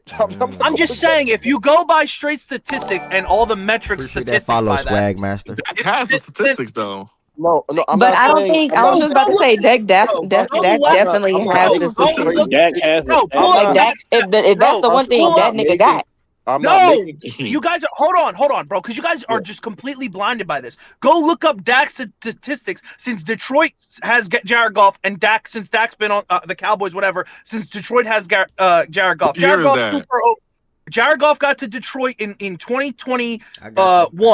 Okay, every single Listen, year we've been winning besides Dak has games. injuries in that time span too, But we've been though. winning that's my games. But point, that's though. the It's thing. every Detroit's been winning games though. every other year. Even this Wait, hold down on. year, they were 9. Like they've won games. Are you talking about Detroit? Yeah, they've won That's my games. point. You're making my point. This is my point, yo. This is what I'm saying. He has gotten there.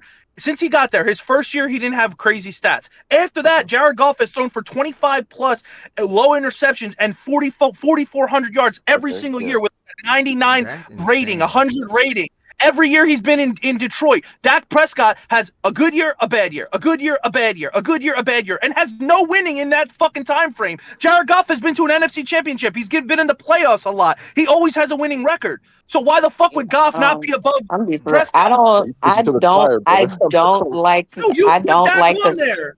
I don't like the way that you talk about that you context that you It's not put strictly Dak's stats for me, numbers though. in It's not strictly context. I stats for me, don't though. like that. I'm gonna be so fucking honest. Yes, he gets hurt, but that process, wait a minute, but he process. gets hurt. Hold on, he gets hurt every other year, and he misses games every other year. Okay, There's so does context fucking behind it. Lamar. Not to shit on Lamar, by the way. This is not a shot at Lamar. Please don't take Lamar it. doesn't But so have. does fucking Lamar, and he's fucking third. So is it's fucking not a- Joe Burrow, and he's but fucking Lamar had two. fourth.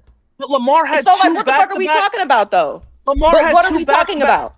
Lamar had two Okay, back-to-back Joe Burrow. seasons. Joe Joe Burrow, because we can both agree. Joe Again, Burrow this had is not a Joe shot at Burrow this is not a shot at Joe. I love Joe. I But know Joe Burrow's team has not been fucking successful. His team went to the I playoffs know, but in his he's not at second the- season, and since then, his team has done what? Yeah, but that's But again. he has the numbers. We all think he's a great quarterback, and but he also has the when you're good, when you're bad, when you're healthy, when you're bad. Like stop. That's my issue with that point. But he's because never we apply it to other fucking quarterbacks. But he's If you never don't reached like the heights that, you of. just ain't gotta But like Dak that. Prescott Like, has it's never. cool. It has nothing to do with that. He's never reached the heights of those elite does, quarterbacks. though. No, it doesn't. Statistically, he It does. has. No, not- bro, he's It never had a does. type to the- of. to the It's okay to say it does, dude. Statistically, but he's never reached the heights in the playoffs, and he's never had the So now playoffs going elite to it. season. then Everything y'all goes gotta- into it. You You're are ranking going off of quarterbacks. one Joe Burrow season, and I fucking love Joe Burrow. that's one I more than personally Dak. have him top 3. But you're That's one more going than off Dak. of one season, It's really that one simple, man. singular I think there's season, where when Dak is healthy, Dak consistently, not just by the fuck ass numbers, Dak consistently is Looks a like top one of the 5 best quarterback quarterbacks in when the he is healthy. Facts. When he is healthy, but we apply all this fuck ass context to everybody else's team. Talk about all the what the fuck they players ain't got players, teams, But he's fucking not, coaches, and all this though. other That's your bullshit. opinion. But nobody I mean, wants to apply it for Dak, and then act like it's fucking crazy for people to have Dak in like top 7. Bro, it's not, again, it's not, I just disagree with you. You could say that. I disagree with you. You can't be a top 5 quarterback. You have the gaudy numbers and all that shit, and then not have any success when it comes down to the playoffs. The only I don't put motherfucker you at that's the had top success is 5. Patrick Mahomes. Bro, you That's the still only have, one. Ari, you still have success in the playoffs if you win games. Yes, they didn't win anything, but I'm saying to go along with statistics and to have a little bit of success in the playoffs, to me, matters. Let them get it out. Dak Prescott, Let them get it out. Let them get it out. Let them get it out. Dak Prescott Oh, somebody was puts talking. I up. can't hear. Dak Prescott puts up the good numbers every year he's healthy. He puts up really good statistics in the regular season. Come playoff time, he doesn't. Jared Goff puts up great statistics since he's been on Detroit When was the and last made time a the run. Cowboys won their playoffs? And 2 years ago. When was the last time? 2 years? 2 years ago. And they beat 2023? Tampa Bay and lost to Green Bay. They beat Tampa, they lost to Green Bay. Jared Goff puts That up was great that year. numbers in Okay, the thank you for putting me. Yeah, you're good. And then Jared Goff has great statistics through the regular season, has gaudy numbers through the regular season, and has an semblance of success with Detroit in the playoffs So how for did the Herbert? past So few how did? seasons. But my So thing hold is, on. like, I'm Hold sorry, on, it's crazy. hold on. But Yes, then, you know what? You let me finish. Go ahead. Go and ahead. then and you guys put him under there. Now, when you speak to the Herberts, when you speak to the Burrows, when you speak to the other guys, that's when it becomes a little bit different in my eyes. I think that those guys are just above and beyond, more talented and more elite than the guys that we're talking about, the Goffs, the all the other ones, and then shit like that. I know that Herbert doesn't have success in the playoffs as well. I understand that. I just think that he is way more talented than the other guys. That's it. That's the only fucking reason I put him up there. I just think the talent level. But that's why I asked if this is who you think is more I think talented. it's everything, though, Ari. I think talent, statistics, winning goes into everything. But my thing is like it. Go ahead. We have No. I just think that's it. And Dak has the statistics. He don't have the winning, and talent-wise, he's good. But I don't think he's. He does have the winning in the regular season. He doesn't have postseason winning, but he has regular season winning. He might not have. He actually has a lot of fucking regular When I say season wins, I meant playoffs. But yeah, go Okay, so ahead. why the fuck is Justin Herbert up there? Again, like Lo, you're with me. You're following. You're following me. Like T-Law, dude. But that's your opinion. Like I just heard T-Law. Like people are like, yeah, sure, T-Law. He got you right there. He got you right there. Everyone has their biases or non-biases towards these players. I think it's really that simple. It's a slider situation and process. That's why when you ask me, because I think you made a phenomenal point with the Dak thing. If it was only a statistical argument that I was making, the reason I made the statistical argument for Goff there is because like it's almost like a weighted average type of thing. If you're grading, like getting a grade in class or grading a paper or whatever, it's almost like I'm factoring, I weigh talent a certain amount, I weigh statistics a certain amount. So Goff's argument, the strongest part of his argument, just so happens to be with those other guys that I think were going to come right after them or in that range, just so happens to be that his stats across the board and the fact that his team has won so much is like he's way up on that list. Whereas those other guys might have the talent disparity over him. I don't think that the talent that they have over him and the range that we're talking about on the list right now is enough or has been shown over enough years to then usurp what he's done from a statistics standpoint and a winning standpoint. So JD5, phenomenal year. I think moving forward, if he stacks years and years and years, the talent that he's shown he could potentially have, yeah, he's going to move not only above Goff, but above other guys on his list. But he only had one fucking year. So I'm not going to put him. And I agree with you. His talent level in comparison to May, because I think May, just to my eye test, is that much better of a quarterback to me than JD5 is going to end up being. That's just me personally. You can I agree with you. Yeah, I agree. I think May, in 1 year, for me, I'm more comfortable just to my eye test because of how I view the talent disparity. I'm more comfortable putting him over Goff versus then when I get to JD5, it's like, how I view that year in comparison to May's year, that might be a bit of a gap. So Goff can slide in right there ahead of him, even though JD5 had a phenomenal year in his rookie year. So it's just a slider, weighted average type situation where it just depends on how you weigh the factors out. I'm going to jump in here real quick. That's fine. And let T-Money go, and then I'm going to reel everything back in 1 through 30. And by the way, I'm going to be right about that trying to pivot the Packers and Bears, by the way, because this is going to take about an hour and a half. But anyways, go ahead, T-Money. My point is just about Herbert. I feel like Oh shit. Herbert to me always gets a pass with everything, but then when it comes down to really performing, not even just in the playoffs because we know he's not good in the playoffs. Even in the regular season, he throws a lot. When you look it up, he throws a lot of fourth quarter interceptions. He throws a lot of we're trying to go for the game winning drive, and he ending the game with interceptions. That's just my point. Would be that Herbert would have to drop. All right, so in my opinion, that's totally fine, and I appreciate you being up here on the stage. I want to. It's just not a shot at UT money at all. By the way, this is to everybody that's in here. 30 in Discord, probably 15 on Twitch, probably 10 to 15 on YouTube. So it's like, what's that? That's 60 people right now watching or listening, somewhere in that ballpark. Guys, this is a random activity. This is not truly 100% in order, guys. I thought this on the fly to spice the show up, to have some fun on this Monday. Top quarterbacks in the league in order, but let me fix that, by the way. I'm not going to fix that right now. Top quarterbacks in the league in order, but in parentheses, read for the most part. So Herbert can be 6, Herbert can be 9, Herbert can be 10, May can be 8, May can be 6, May can be 5. Yeah, but end of the day, we know one thing for certain. The top 4 is the top 4, and we're going to go all the way to 1 through 32. And we're doing this as a collective, by the way. So, May ended up at 8, Herbert ended up at 7, guys. 9 is looking like I actually... Burrow be kind of iffy in my top 4, but that's me. Okay, so go ahead and tell us why. I'll give you the floor real quick. What's up? I'm just tired. Again, I think that's just somebody else who get a lot of excuses, and he's sometime you can't really depend on him to be there. So I don't know how you can say it top 4. Okay, I mean, now hold on. Now, what does can't depend on him being there got to do with the level of quarterback he is as far as a performance perspective when he is there? Like, do you think when he is there, there's a 4 other quarterback that's better than him when he is there? Bingo. Who's the name you put above him? Like we asked the other guy. No, I got him right where I want him. Let me finish my work. Yeah, exactly. Yeah, I got him right where I want him. This when he is there, do you have 4 quarterbacks that's over him? T Money. I hate to say it because I think I'm not a fan of their team, but I think that gives Burrow an argument. He's not there either, you fucking jackass. What the hell are you talking about? You just use the same fucking argument for Joe Burrow. He's missed every other season, just like Burrow, and hasn't won a fucking thing. What is the question he just asked me? Bro, when he is there. It has nothing to do with that. It has nothing to do with that, bro. You may be right. You know it's 17, bro. You know I ain't saying that. I know what's going on. Did you see what the young type in the chat? Yeah. Wait a minute though. E, did you not just ask me when he's there? I thought you said when he's there. Yeah, I said when. Maybe I heard the question wrong. Ev.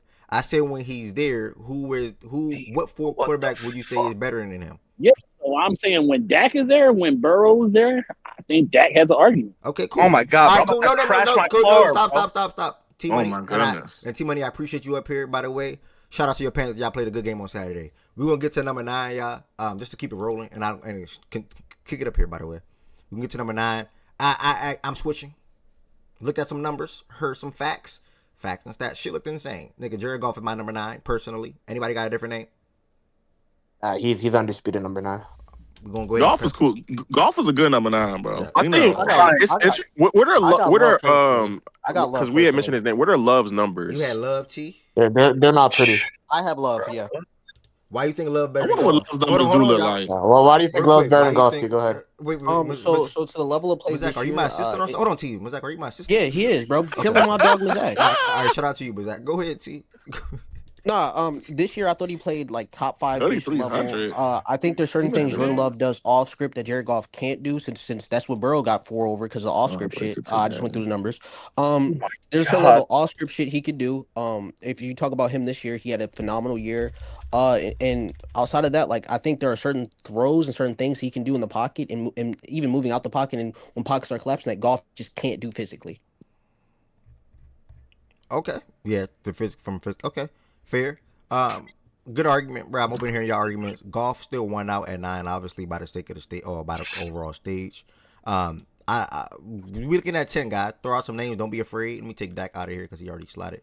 You think of 10. You're looking at Law, Lawrence.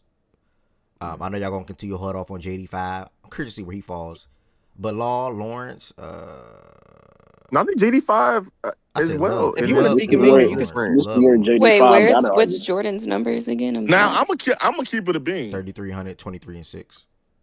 Oh, because I Go wouldn't ahead, mind Lo. JD5 Jordan, over he was Jordan hurt Love. last Yeah, year. what I? Last I wouldn't mind JD5 over Jordan Love at all. Oh, Because he's you one of know, I the. would Jordan, take I wouldn't JD5. mind it Bro, either. you do the Jordan Love multi-year is shit when so niggas have gas, bro. like these Love numbers ain't they Jordan They're Love. whatever. They're not They're crazy. Jordan Love, regular. he's gas. And Jordan Love doesn't Regular. have. He I doesn't told y'all have I the don't see the hype rushing. behind that nigga, bro. He don't got the rushing shit that Exactly. JD5 got, right? Exactly. No, Exactly. yeah. Regular, bro. Exactly. His numbers are regular. This is where JD5 argument really starts to be. Yeah. Oh, well, okay. Well, I'm 10 JD5. Anybody else with me, or anybody else got a different name? No, I'm with you. I'm with you. I'm cool with JD5 at 10. Yeah, I'm cool with JD5 too. Him and J Love is the same. Well, no, not even said it. He never had a season. I Like say JD5 what did. Jaden got over him is really just the Russian shit. Like, Yeah. Love don't use his legs at the level that Jaden do. Wait, process. Who would you? But put not wait, even process. that. Process shit ain't like the I'd passing shit ain't rather- night and day enough for Who would you put? I'd rather like, put- Who would you put at 10? Process. I'd put JD over Love, but I would put what's the fuck's his name? Trevor Lawrence here. Okay. But that's Oh, fine. no. You could put no. JD5 though. Oh no! Oh no! I do think T-Law was good this season. What about T-Law Purdy? not a bad name here. I mean, Jordan Love he and had a really good second half of the season. I D-Mac, don't know how y'all looked at the season D-Mac, last year. I need more. I need more. I got a question for y'all. You need more from T-Law, but you got one season of JD though. I don't understand. I don't even have, but nigga, I don't even have a season from T-Law. That's the thing. Like, I Yes, don't. you do. What do you mean? He threw for 4,000 yards the past four out of 3. That season was not comparable to Go ahead, JD5 last year. Four of the last 3 seasons, he threw for 4,000 yards. He didn't have a better season than JD5 last year. I got a question. Dog shit fucking I got a squads. question, guys. I got a question. At all. Let me know. The 1 year he gets a coach, he's in the fucking playoffs. Not to say they don't matter, because they obviously do matter. Excuses. It's always excuses. Guys. Money. Or T-Money. Guys. Did it get quiet or is that me? Process, you can't hear me? I think you got the guy muted. Process, you can't hear me? Process, you can't hear me? Okay, Process can't hear me. So we're going to somebody tell Process. Do you hear Ev? I think he dropped him. Oh, he just can't hear you. Let me just disconnect on myself. Process. I hear you. I hear you now. I just came back. Cool. All right. Let me know if y'all care. I'm not saying it doesn't matter, by the way. I think they matter in all sports. If y'all care, say y'all do. If y'all don't, just say no. Let's see where that message go. Hold on. Jordan Love advanced metrics are much better than his standard numbers. Do y'all care? Yes or no? No. Okay, cool. No. All right, cool. I mean, I How care, different? but like it depends on to the degree. Like how good are those advanced metrics? That what Low said. Okay. All right, we get to 11 Like, now. what- We looking Go at ahead. T. You trying to move on? Yeah, we looking at T-Law. Who y'all say? Jordan Love and is there any other name? Maybe. I'm going Caleb before I go T-Law. I see people saying Purdy in the Exactly. chat. I'm not. I might not. You I'm not can miss separate. me with that fucking Purdy shit. If he's Hey, above Jalen Hurts, I'm hey, smacking the. I will smack the fuck out of anybody up here, bro. Caleb. Get the I'm fuck just out saying. of People here, said it. I just wanted to make sure they're The fuck, being bro. heard. I'm with T. I'm with Caleb Williams with T. Oh, I would shit. put Caleb. I would put Caleb over Trevor Lawrence. Trevor Lawrence is Justin Herbert's baby cousin. Bro, Can't depend on it. I'm Wait, good. Caleb over Hurts. Yeah, exactly. This guy is Yeah. just gonna get fucking shot down Hurts to should be fucking top bottom 10. of the Hurts should ground. not be below 10. Hurts should be top 10. Process. You ain't even say Hurts yet though. Because I think he's coming up right next. I think he's right after this. Like, what is this basic? Like, what? Yeah, I don't know. I don't know, bro. I was waiting for T-Law, and then my next name is Hurts. That's it. How is JD5 above Hurts? Bro, Caleb Williams is, bro.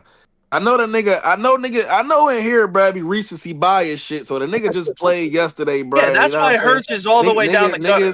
Niggas kind of down on him after yesterday's game, but Caleb Williams, Hurts had an ass season. Bro, Hurts season Yeah, I is know, ass but this year, bro. Yeah, I know, but He it's not not better just than them based guys. on Shit, matter of fact, hey, because we did this for everybody else. We're not gonna exclude Hurts. Pull up Hurts numbers this year and last year. What do you mean, bro? Tiz, as a quarterback game, Jalen Hurts as a quarterback. I got Trash. bro.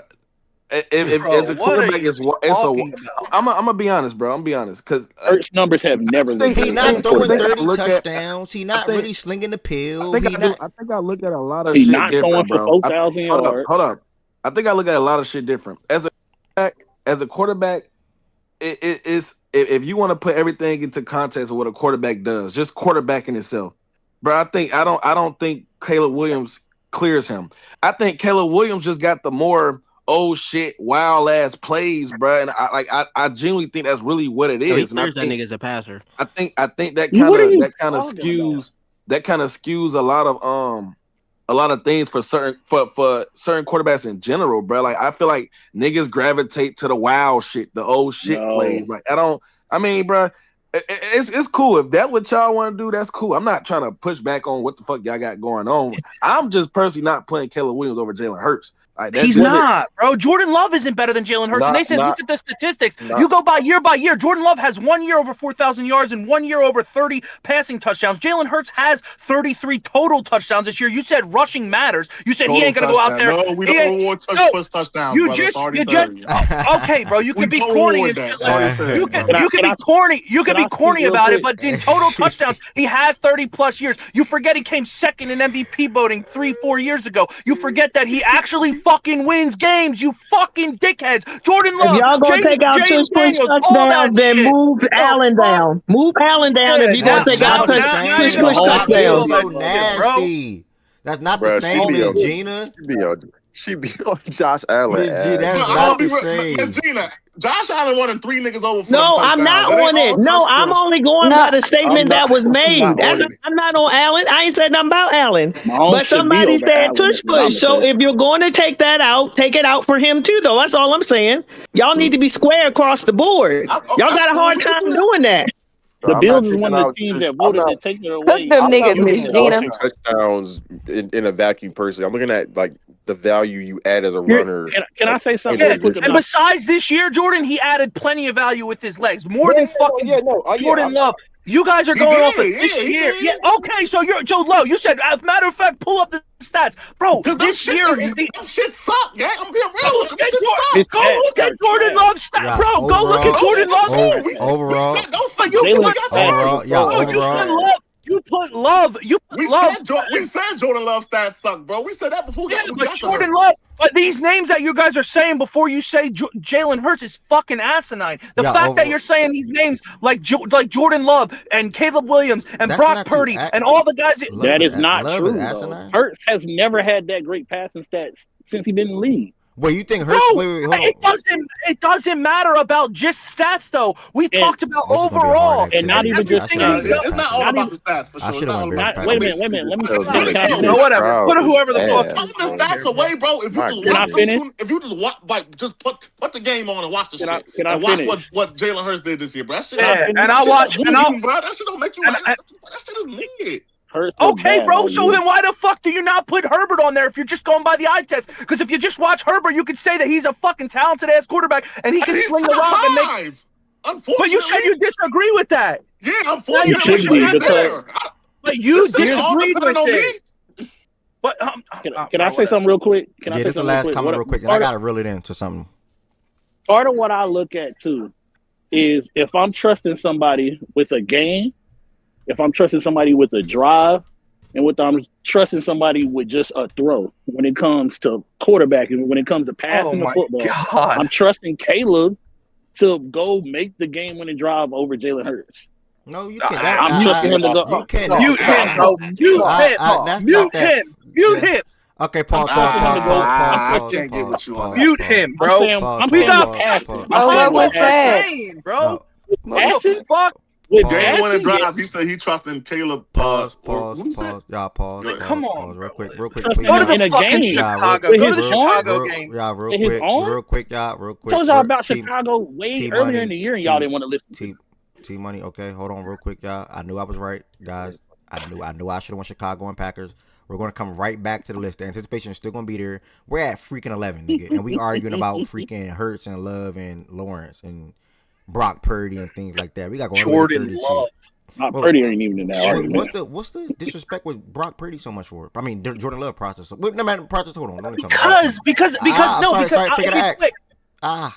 go ahead. Whatever. I can just answer it quick. You still don't know if Brock Purdy better than Mac Jones. Okay, let's Love. Stop the game. Jordan Love yes, he is better than Mac Jones. What are we doing? Like, come on, bro. Bro, why? Come on, bro. I know Kyle Shanahan, the best person to run that team. He might as well. Jordan Love. This, though, what is? You don't have to put this up right now, because I know you're trying to move. But that nigga, every time I watch Purdy play, he turn the fucking football over, bro. Like that gotta count for something. Bro, Jordan Love is a good quarterback, Ev. He throws a pretty ball. That's why people like him up here. That's why people think he's good and all that shit. I get it. I just don't think he is the type of quarterback that's going to go out there and win you a game in the playoffs. And also, he has the benefit, in my opinion, of being in a heck of a fucking system, scheming guys open. I know he doesn't have elite level receivers, but a lot of this shit, especially the other day. They invest a lot of resources into his receivers, though. Yes, they have good receivers. They don't have any elite receivers. But I'm saying, if you watch that game against Chicago, I'm going to tie it into this so we can get to that game. He was good. Jordan Love was good in that game. I'm not trying to disrespect him. He had a good game. But, bro, there was shit wide open all over that fucking field that any regular fucking quarterback is making. I'm sorry. They lost the game in the second half because of the way they started to play, and they played scared, and they let Caleb Williams and the Bears walk them down, and just they did a lot of stupid shit, missed kicks. I thought LaFleur game management was really bad in the second half of that game. But going to the quarterbacking, like, he was good. I'm not taking away. And if you look at his stats, they were really good. He had 4 passing touchdowns and 300 plus yards. But he was just like guys wide open down the field, guys wide open all over the place. And then they got conservative. They didn't stay aggressive, and they fucked them over in the end, just like it usually happens when you're blowing teams out. And then they play that stupid defense. They let the other team come back. And Caleb Williams, who I like, Ev, I like him. Me and you were a couple other people were the only ones saying he's going to be fine, he's going to be good, and just it was his first year, leave him alone. And you saw that generational talent tag come out on certain plays and certain throws that he made in that game. That throw to Roma Dunze on the 4th down was, I think you mentioned it earlier in the show, was one of the greatest throws you've ever seen. A little much, but yeah, it was fucking spectacular. Like the throw and the moment. Yeah, that like, moment for that moment. That's the game. That was for the game, pretty much. If you don't get it, it's game over. Yeah. So for that moment, he made, and he was rolling out to his left. His body, he looked like he was doing the fucking Michael Jordan jump man while he threw that ball. It was an incredible throw. He's really fucking good. He's a special talent. He'll work on the shit in between the ears. He's not gonna become like, he's not gonna always be running around trying to extend plays all the time. You could see how it minimizes that with a good offensive coordinator. Or a good coach now over there in Ben Johnson. Their run schemes are so much better. They have a heck of an offensive line. They have a good defense. The defense wasn't that good in the first half, but with that coach, I thought he made a couple fuck ups though. I wouldn't have went for it on 4th down a lot of the times they did. I thought that was going to cost them the fucking game, but it didn't come back to bite them in the ass where it really should have.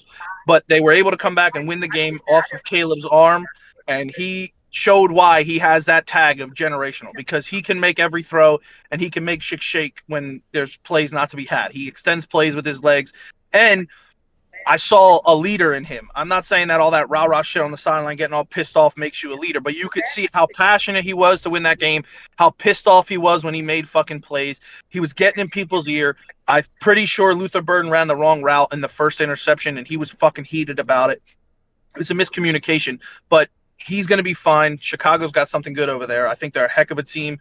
And, with all the fuck-ups they had in the first half, it all ended up being okay because he won the game. I want to say this real quick before I play this video that D-Mac sent. Because D-Mac said, T-Money, is that T-Money? Can you go on mute, T-Money?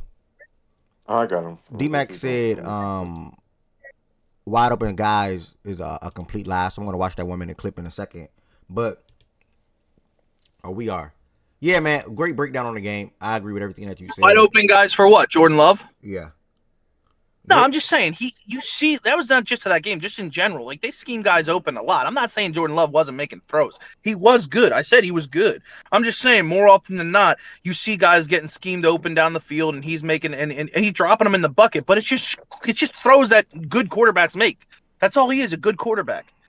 All right. Yeah, my 1-2 on the game. I can't remember. I made a video. I'm gonna try to echo some of the same things that I said in the video. Man, I'm in a situation where I genuinely forgot what it's like to have a good quarterback. I mean, a good quarterback. That's a complete lie.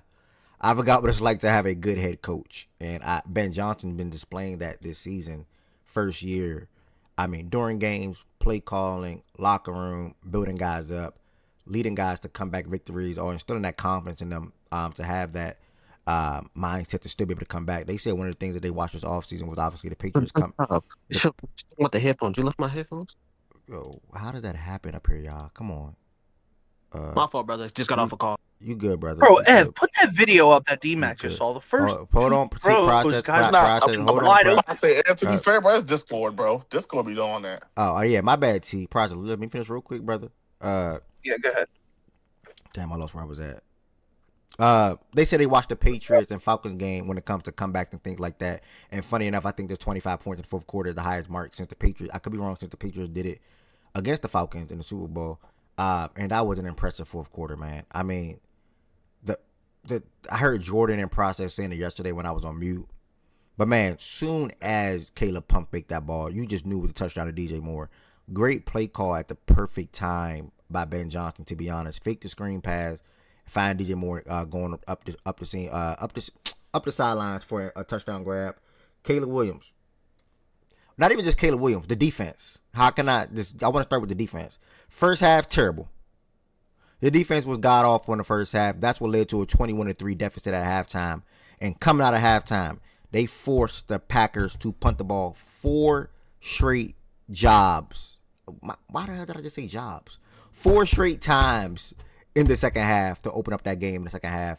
And that's what ultimately led them coming back and outscoring in the second half 28-6. So, really, man, just shout out to Chicago Bears. It was a great victory. I also was very impressed with Colston Loveland. This is the most reception or receiving yards by a tight end in a wild card game since like 1980 or something like that.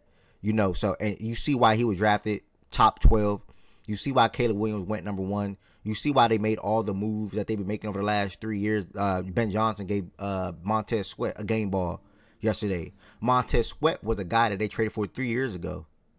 So when you're building a culture, when you're building a team, it starts with all the moves that you make over the last 2 years, 3 years, maybe even 4.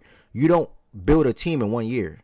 That don't just happen. You don't set a new culture in 1 year. You don't have an identity in 1 year. That takes time. So, and I think Ben Johnson just been helping bolster that when it comes to Caleb Williams, when it comes to the level of play that he's playing at that position now. It's night and day how he looked last year as a quarterback under center, in shotgun, movements with the feet work and things like that they said they worked on this offseason in comparison to how he is now. Shout out to DeAndre Swift. Shout out to Kyle Monunga. How can I not forget to shout out those guys and how well they've been this season as running the ball out the backfield, especially Kyle coming on like week 8 or 9 on down. He's been pretty solid for them. Chicago, man, I'm here. I've been rocking. I had a lot of high praise for them. I had them being the Eagles. And I ain't gonna lie. I'm gonna wait. I don't know about them in LA yet. I'm gonna wait on that real quick. No, nigga, bet it. I'm gonna wait. Don't even say it. Bet it, nigga. I'm gonna wait. How much you bet it? How much you want to bet? See, how much you want to bet? Your boy ain't playing in no fucking dome. I know that's gonna be cold as fuck out there in Chicago. I don't bet niggas like you, bro. Oh, that's what I thought. I want Ed money, bro. I bet niggas like you, process. I'll take the Rams. I bet niggas like you. All right, $50, OG. I'll take Chicago. Yeah, all right. All right, but yeah, that's pretty much majority of the things I want to say from the Packers standpoint. I mean, that's a tough game to lose. Like I won't be able to feel the same as a fan because it's been for them like year after year after year after year after year where it's just always something where you just have that good season and you just get let down. Now the biggest stat floating around on Twitter right now is, oh well, they were this with Micah and 0-5 without Micah. Oh well, it's a team. Nigga hit him with the whoop-de-doo. Yeah, matter of fact, let me do that. Let me play that right now. Where is it at? Whoop-de-doo. That stat, bro, that stat that was going around, I'm like, that stat don't say what you think it's saying, bro. That's not good. When's the last time Green Bay won a playoff game? That's a great question, brother. Isn't that when they beat the Cowboys? Then they beat against that top 6 quarterback. That's oh shit. Yeah. When was that? What year was that? Like 2 years ago, probably. Yeah, 23. Yeah. That was 23? Yeah. Okay. 24. Am I tripping? 23 or 24? 23. 2 years Like ago. calendar We year getting or in the season? 2026 is fucking with me up, bro. 2 seasons ago. Yeah, this Yeah, just thank 2 you, seasons thank ago. Yeah. So yeah, that's pretty much all I got to say about the game, man. I was impressed with the way the Bears shifted things in the second half. Obviously, the Packers, the play calling, everything just changed for them, man. And a lot of people are blaming Matt LaFleur. I 100% agree. But the biggest play of the game was that bad. Well, one of the biggest plays for the Packers was that bad Jaden Reed drop. If Jaden Reed don't drop that ball, I think if he catches that at like Chicago's 20, 30, probably 30, 25, somewhere in that ballpark, and they're working way a much better field to potentially get into the end zone. So hats off to I have a Chicago question Bears. for you when you're done. Yeah, hats off to the Chicago Bears, and I will wrap it right there. Hope they continue looking good on offense. And like I said, coming into this postseason, I only wanted to see two things for these young quarterbacks. I only wanted one thing. I mean, two players. That's Caleb Williams and that's Drake May. I might be missing the name. But get that playoff experience. And you saw Drake May had to shake some things off in the first half. And you even saw Caleb Williams had to shake some things off in the first half. These are young second-year quarterbacks playing in the playoff football for their first time. And it wasn't going to be all easy peasy, lemon squeezy. Yeah, I guess that works. Easy peasy, easy peasy. The easy fuck? Peasy. For the Hey, you had to add the lemon squeezy, huh? You had. I was about to say you had to say lemon squeezy. You sound like a fucking second grade teacher. But what's Listen, up, Jordan? What's up, bro? Do you think they because I saw this and I feel like it's a little bit not lazy because I don't want to put that on anybody, but I disagree with the assessment. A lot of people feel like they got complacent in that second half. Yeah. The Packers, I don't, especially in that fourth quarter, I don't really feel that way. Yep. I thought that they stayed aggressive, especially in the fourth quarter when I expected them to get conservative, but I don't know how you and the rest of the people No, I feel. agree. I just thought that, yeah, I agree. People feel like that, and I just don't. Like I don't agree. So as people a have them person that stereotypes does, of what happened. as a person That that just does because feel that somebody way, said that. go ahead, Tima. Oh no, I was just gonna say that's what people just used to saying when somebody blow a lead. Like the prevent defense thing. Oh well, you blew this lead because you was playing a prevent defense. Like I just feel like that's stuff that people just used to saying. Exactly, D-Mac. What's up, Ari? Oh no, I was gonna say because I definitely felt like the Packers got complacent, but that wasn't necessarily just from this game though. Like I was saying it when we were watching the game in here. That's how the Packers have lost games this season. Like that's kind of, and if they've won games, that's also how they've won games. Like the Packers offense, and I've said it pretty consistently, the Packers offense starts off hot. They start off Jacobs, Jordan Love, whatever the fuck, and like it starts off good, and you're like, oh shit, we might not be able to stop it. Their defense, especially with Micah, was able to get after quarterbacks a lot of the times, and so they were able to get jumps out early on teams. But if you go look at their losses that they had this season, a lot of them they scored early and then just stopped fucking scoring. So I don't know if that's complacency. I actually think that's Happened like against us coaching. too. So I That's a can vouch for that. coaching. yeah, I was gonna say, Yeah, that's a coaching thing necessarily. I don't know if I would say it's like complacent or like LaFleur went conservative, but I personally would. I'm leaning that way because I've seen them lose games this way like all season, and so seeing it didn't surprise me because I was like, this is exactly how the fuck they lost games. That's also how the way that Chicago played, the way that Chicago's won games most of the season anyway. Like I kept saying that. I was like, we're seeing both team seasons right in front of us again. Like on Saturday. Like Sean, can I ask that's you how this? they played. Caleb Love, Lord. Caleb Williams, being volatile, he gotta get, he gotta work shit out during the game. And once he works shit out during the game, then that fourth quarter comes and he turns it on. I have to respect that. I have to respect the quarterback that shows up when it fucking matters the most. But he does have shaky starts. They, as Chicago, have shaky starts. Their defense also tends to get better during the games because they're able to adjust. Dennis Allen is able to adjust, which is what we saw because they had no fucking defense at all the first half. And then it was like that middle to third, fourth quarter came, and you're like, oh, wait, there's the defense we were looking for.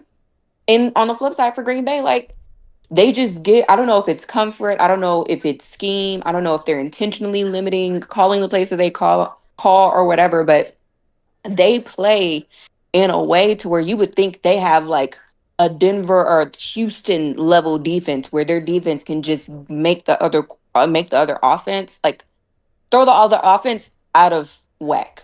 And so they can just rest kind of on their defense. And like, they don't have that kind of defense. And they don't call plays that way in the second half. They don't function that way in the second half, in my opinion. They're not as aggressive as I think they should be in the second half. And I feel like that's for probably a bunch of reasons. Who knows? That's for Matt LaFleur to answer. But that's personally why I would say they get complacent, or why I feel like they get conservative in the second half. So this is what the fuck they've done all season. They just stop scoring. I've never seen an offense with that many weapons, granted, not all top of the line, just stop scoring like in games. They just don't do it. So, Ari, can I ask you this?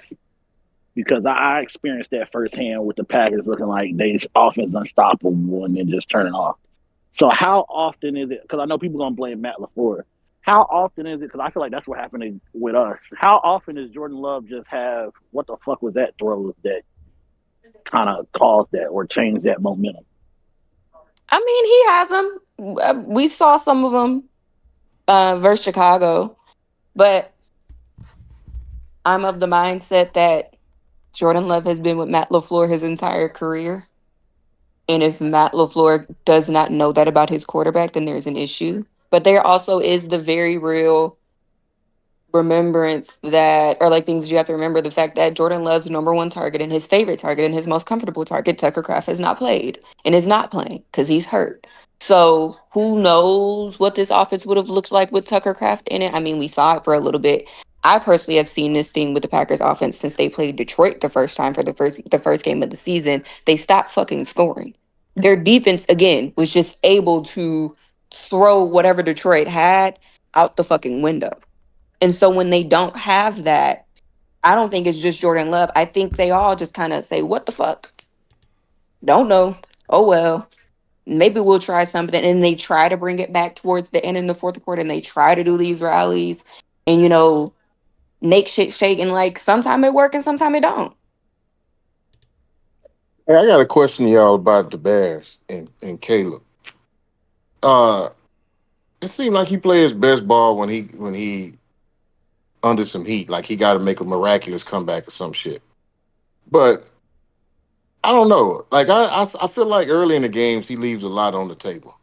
Like, and I know I give him credit for coming up and stepping up when they down and he got to pull off a big stunt or whatever. But he's not gonna always be able to do that. Like, am I looking? And y'all watch football a lot more than me. Y'all a lot more in depth as it relates. But does he leave a lot on the table early on in games? And I don't know. I just feel like he does. This I feel season, Yeah. Okay. That's why I they've feel been like coming back every fucking fourth quarter in literally like a ton of every games. game. Like there's that graphic. Me with Caleb though.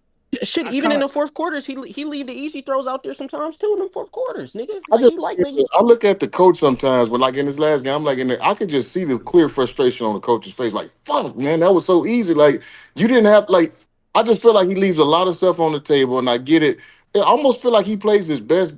Like, can he play regular football? Can he play game management football early on in a game when you don't have to be Superman all the fucking time? I think it's a question. I think it's put it to you this way, and I think I was talking to D-Mac about this in the Discord chat.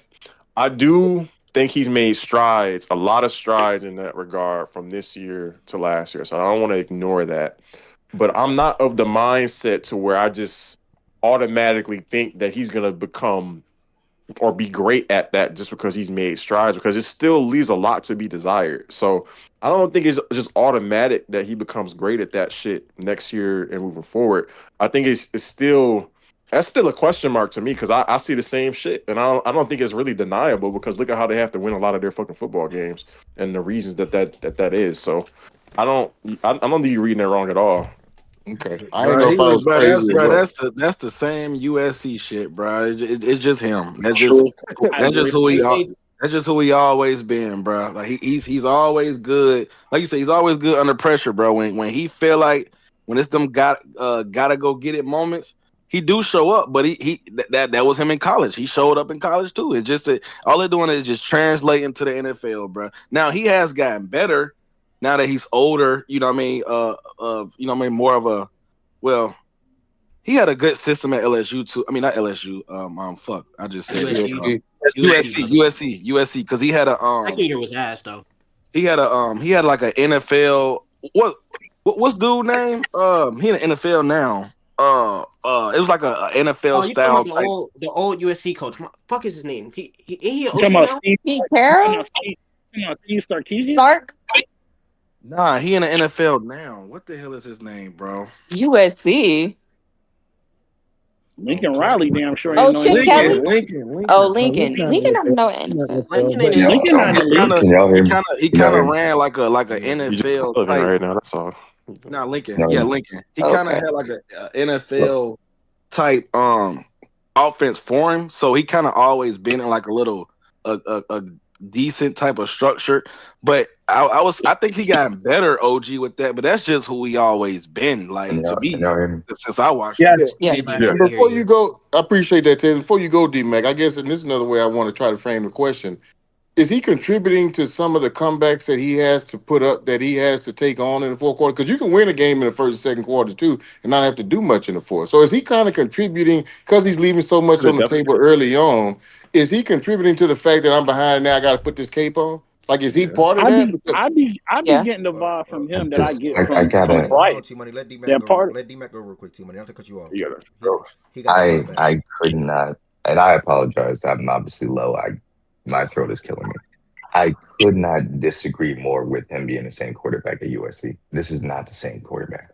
The things that Lincoln Riley said he had got him better. doing. Go ahead now. Hold on, Yeah. the things that Lincoln Riley had him doing is not close to the things that Ben Johnson is asking him to doing. As far as the under center, as far as his footwork being in time with the other play, as far as the routes are concerned, being able to operate in structure. All of those things are completely improved from everything that he put on tape at USC. And he had to do that if he wanted to be a great generational quarterback that everybody built him as. No, Amadou, it was not fucking pro style. Please stop. You have to understand the strides that he's made this year. And Woods, I understand your point about, hey, what is this going to look like projecting forward? Is he going to be great like everybody promised? I think that's perfectly fine to question if he's going to be automatic in being able to improve there. I completely understand that. I'm just talking about when you talk about what he is right now as a quarterback, the things that he's been able to create out of structure, the amazing ways that he's been elite at sack avoidance within structure this year. That is a major piece of quarterbacking that he's gotten better at from where he was his rookie year. Being able to like do that at USC things, though. No, oh my God. Avoiding sacks. That was literally Tim. That was literally his game.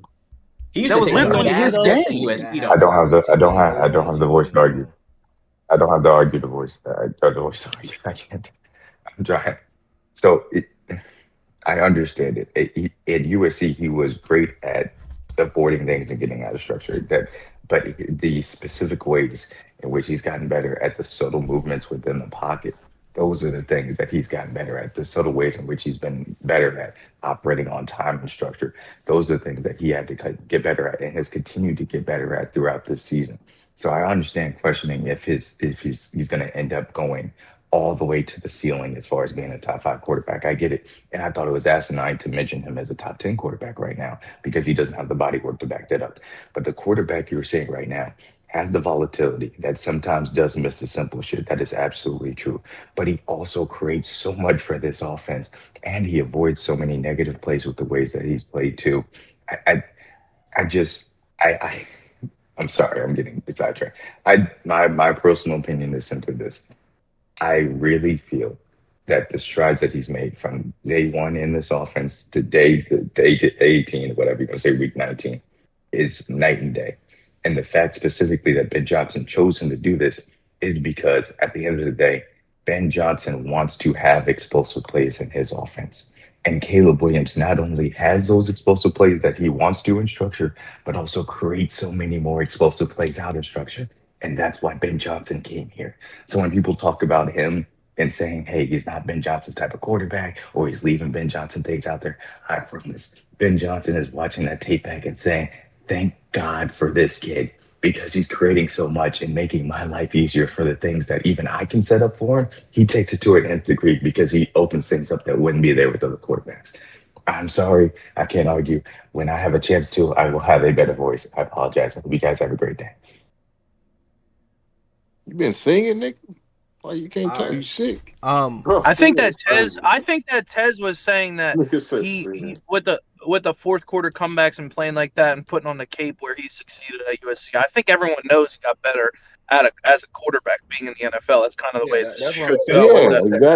I didn't. I heard it in his voice. He can't. That's why I didn't really want to cut him off. But I wasn't even speaking to that standpoint he was saying. Like, I don't think what he's saying is wrong.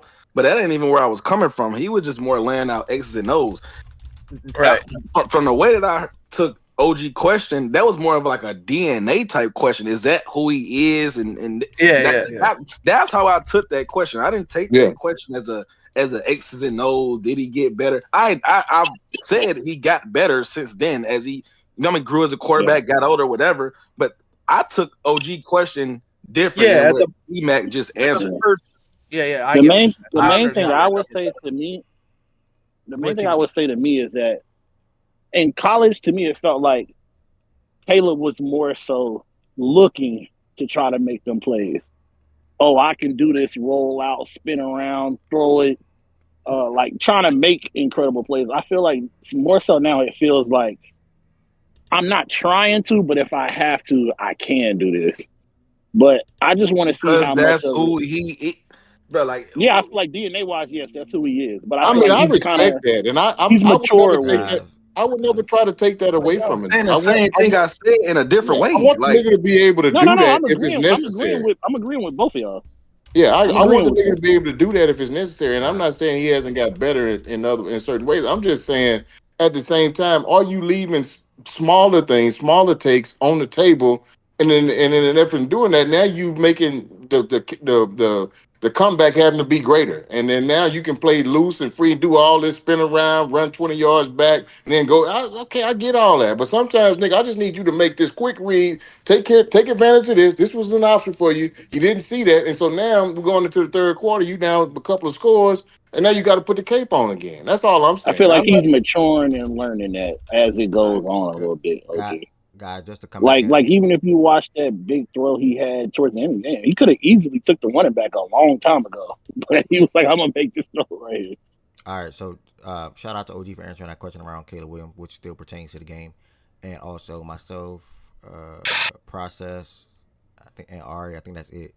Anybody else want to add any other words to this game where the Bears had a comeback victory? Or are y'all good? I got a little quick tidbit, Av. You know I love talking about football.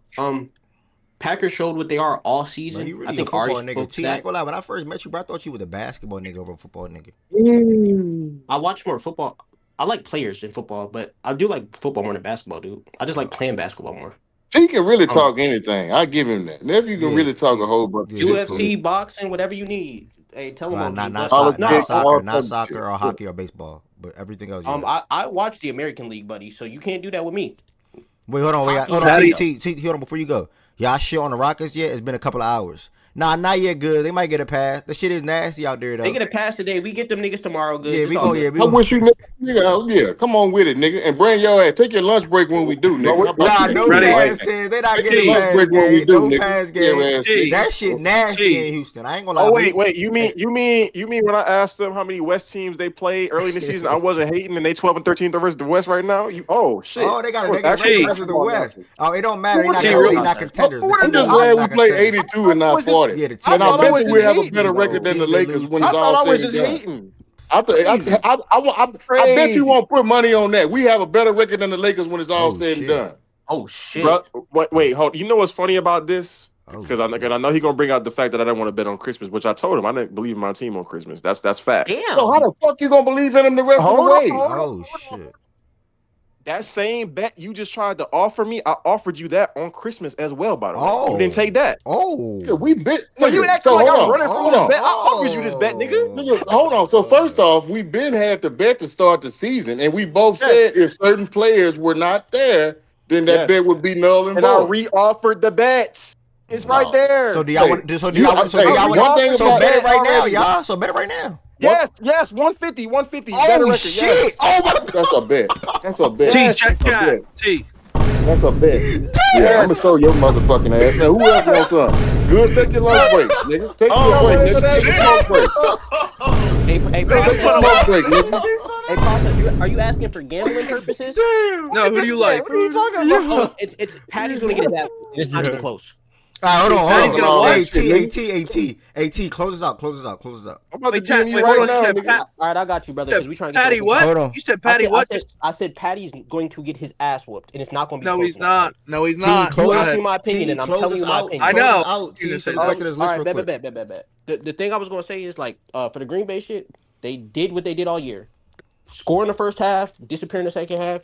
Chicago did what they did all year. And it kind of fucked up that both those trend lines met at the worst time, which is a playoff game. The last little point, though, Ev, I was going to say, I know it's like a little disappointing for the Packers fans, but realistically, if they didn't add a seed, most of the times these niggas wouldn't be in the playoffs. So how do you parse that with all this shit? Because if there wasn't no 7 seed, a lot of these last couple years, they just wouldn't be in the fucking playoffs, period. So I don't know how you parse that with you being a 7 seed going against a 2 seed and losing the wild card. That's still a bad loss. But Can't like, use that, you're not though, really bro. You can't use that because it is 7 teams, bro. So you can't. No, You can't but try Tez, you I'm can't. saying if you're I'm saying is you considering just can't take that away from. Like I'm not saying what you're saying is wrong, but you can't take them away from it. You can't take them away. Like you can't take that away from them. My fault. Tez, what I'm asking really Because is it like, is 7 teams. if you're a 7 seed like annually, because they're damn near like the annual 7 seed, are you really expected to win against the 2 seed Tez? Like more than likely, no. No, that's not. Like That's. I hear you. You say a lot of good Ask things. that again. Oh, My fault. Ask that again. I'm saying like Tez in a wild card. If you're typically the 7 seed, you're going against a 2 seed, and you're playing in an away stadium you're playing an away playoff game. Are you expected to usually win those games? I don't like that. Possible, I don't bro. like that Like, argument. Go ahead, yeah, it's possible. Like you can't. I'm not saying it's not possible. I'm just saying they're going up against a lot, and I think this year is probably the biggest indictment because to answer like for a betting purpose and a media purpose, you're not expected to win. But nigga, that's not what happens on the field. Niggas don't look at media and all that. You gotta put it. Tez, fuck that. That's a bad question that he said. He said some bullshit. Yes, the Packers were expected to win that game. That 7-2 thing was not a gap. That's because it's a gap. Bro, 7-2 in football is not the same as 7-2 in basketball. I want to make that very clear. 7-2 in football is not the same as 7-2 in basketball. Talking about this year though. You talking about this year or? No, He said I'm talking in general. I wasn't limiting to this year because this year they were expected to win. They were the favorites. Okay. All right, my bad. I'm talking about this yeah, year. He's talking about overall. That's why I answered it like that. I didn't. Yeah, if he was talking about this year, then I'm 1,000% with Ev. That shit won a gap, but overall, I was answering. Fucking gap. They were the favorite this year. Yeah. Yeah, my bad. I mean, but that could be any year though. Not going into the playoffs though. Let me see. Last year they played. They were the betting favorites. They were the favorite to beat the Bears. If we talking about just the idea of a 7-2 matchup, nigga, that could be any year. It depends. Like the football, the way football is about winning. But I think every year besides this year they were the underdogs. If I believe, but they beat the shit out the Cowboys anyway, so that really don't matter. Like, and they were a major. You do not remember they were a major. No, but I'm saying they still beat the shit out of them. Like it don't really matter. Like I feel like, bro. Well, they were an underdog. But wasn't that the Cowboys team that only lost like what 3 games? They lost 5 games that season. I thought they were 13-4. They were 12-5. The Packers were 9-8. Fucking bums. Then even to the basketball shit, even to the this ain't basketball shit, nigga. Niggas ain't getting 7-game series, boy. You just 1 and none. Like a motherfucker come in there any day and whack and get you the fuck out of there. Yeah, I ain't gonna lie, bro. That's a way. It's a bro. T. And let me know if you disagree with this. It's a higher chance for a 7 seed in football to beat the 2 seed than it is a 7 seed in basketball to beat the 2 seed. Oh, 100%. 7 games, usually the better team just has the mark. The 1 game shit, it's consistent. Like, that shit's consistent with sports. Nigga, you can be a fucking 30. You see March Madness every year. Nigga, yeah. Duke was better than everybody. That don't mean nothing. Now you understand? 1 game elimination. Now you understand? Good Duke shot. I ain't gonna lie. That was a great Duke shot. That was a Duke great been doing Duke that shot. shit. Lehigh. Hey, look, BBN, nigga. Yeah, I'm putting in rep for this shit. Nigga, that was a great Duke shot, nigga. I ain't gonna lie. All right, that was shout out to Chicago Bears. They actually go and play the Rams next week. I do want to get back to this and finish this by 5 o'clock. If you are in here at 5 o'clock, I do want to watch. If y'all want to be a part, listen, I would be. What was the name of the show again? Let me go look at the synopsis. His and Hers. It's trending right now, all on Twitter and all type of shit right now. TikTok, whatever you. His and Hers. Let me go see if this shit worth the watch. I'm gonna watch like 2 episodes, y'all.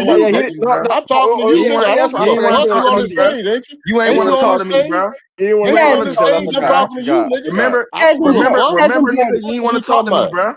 You ain't want to talk to me. You want to talk to me now? Damn, they jumping this nigga.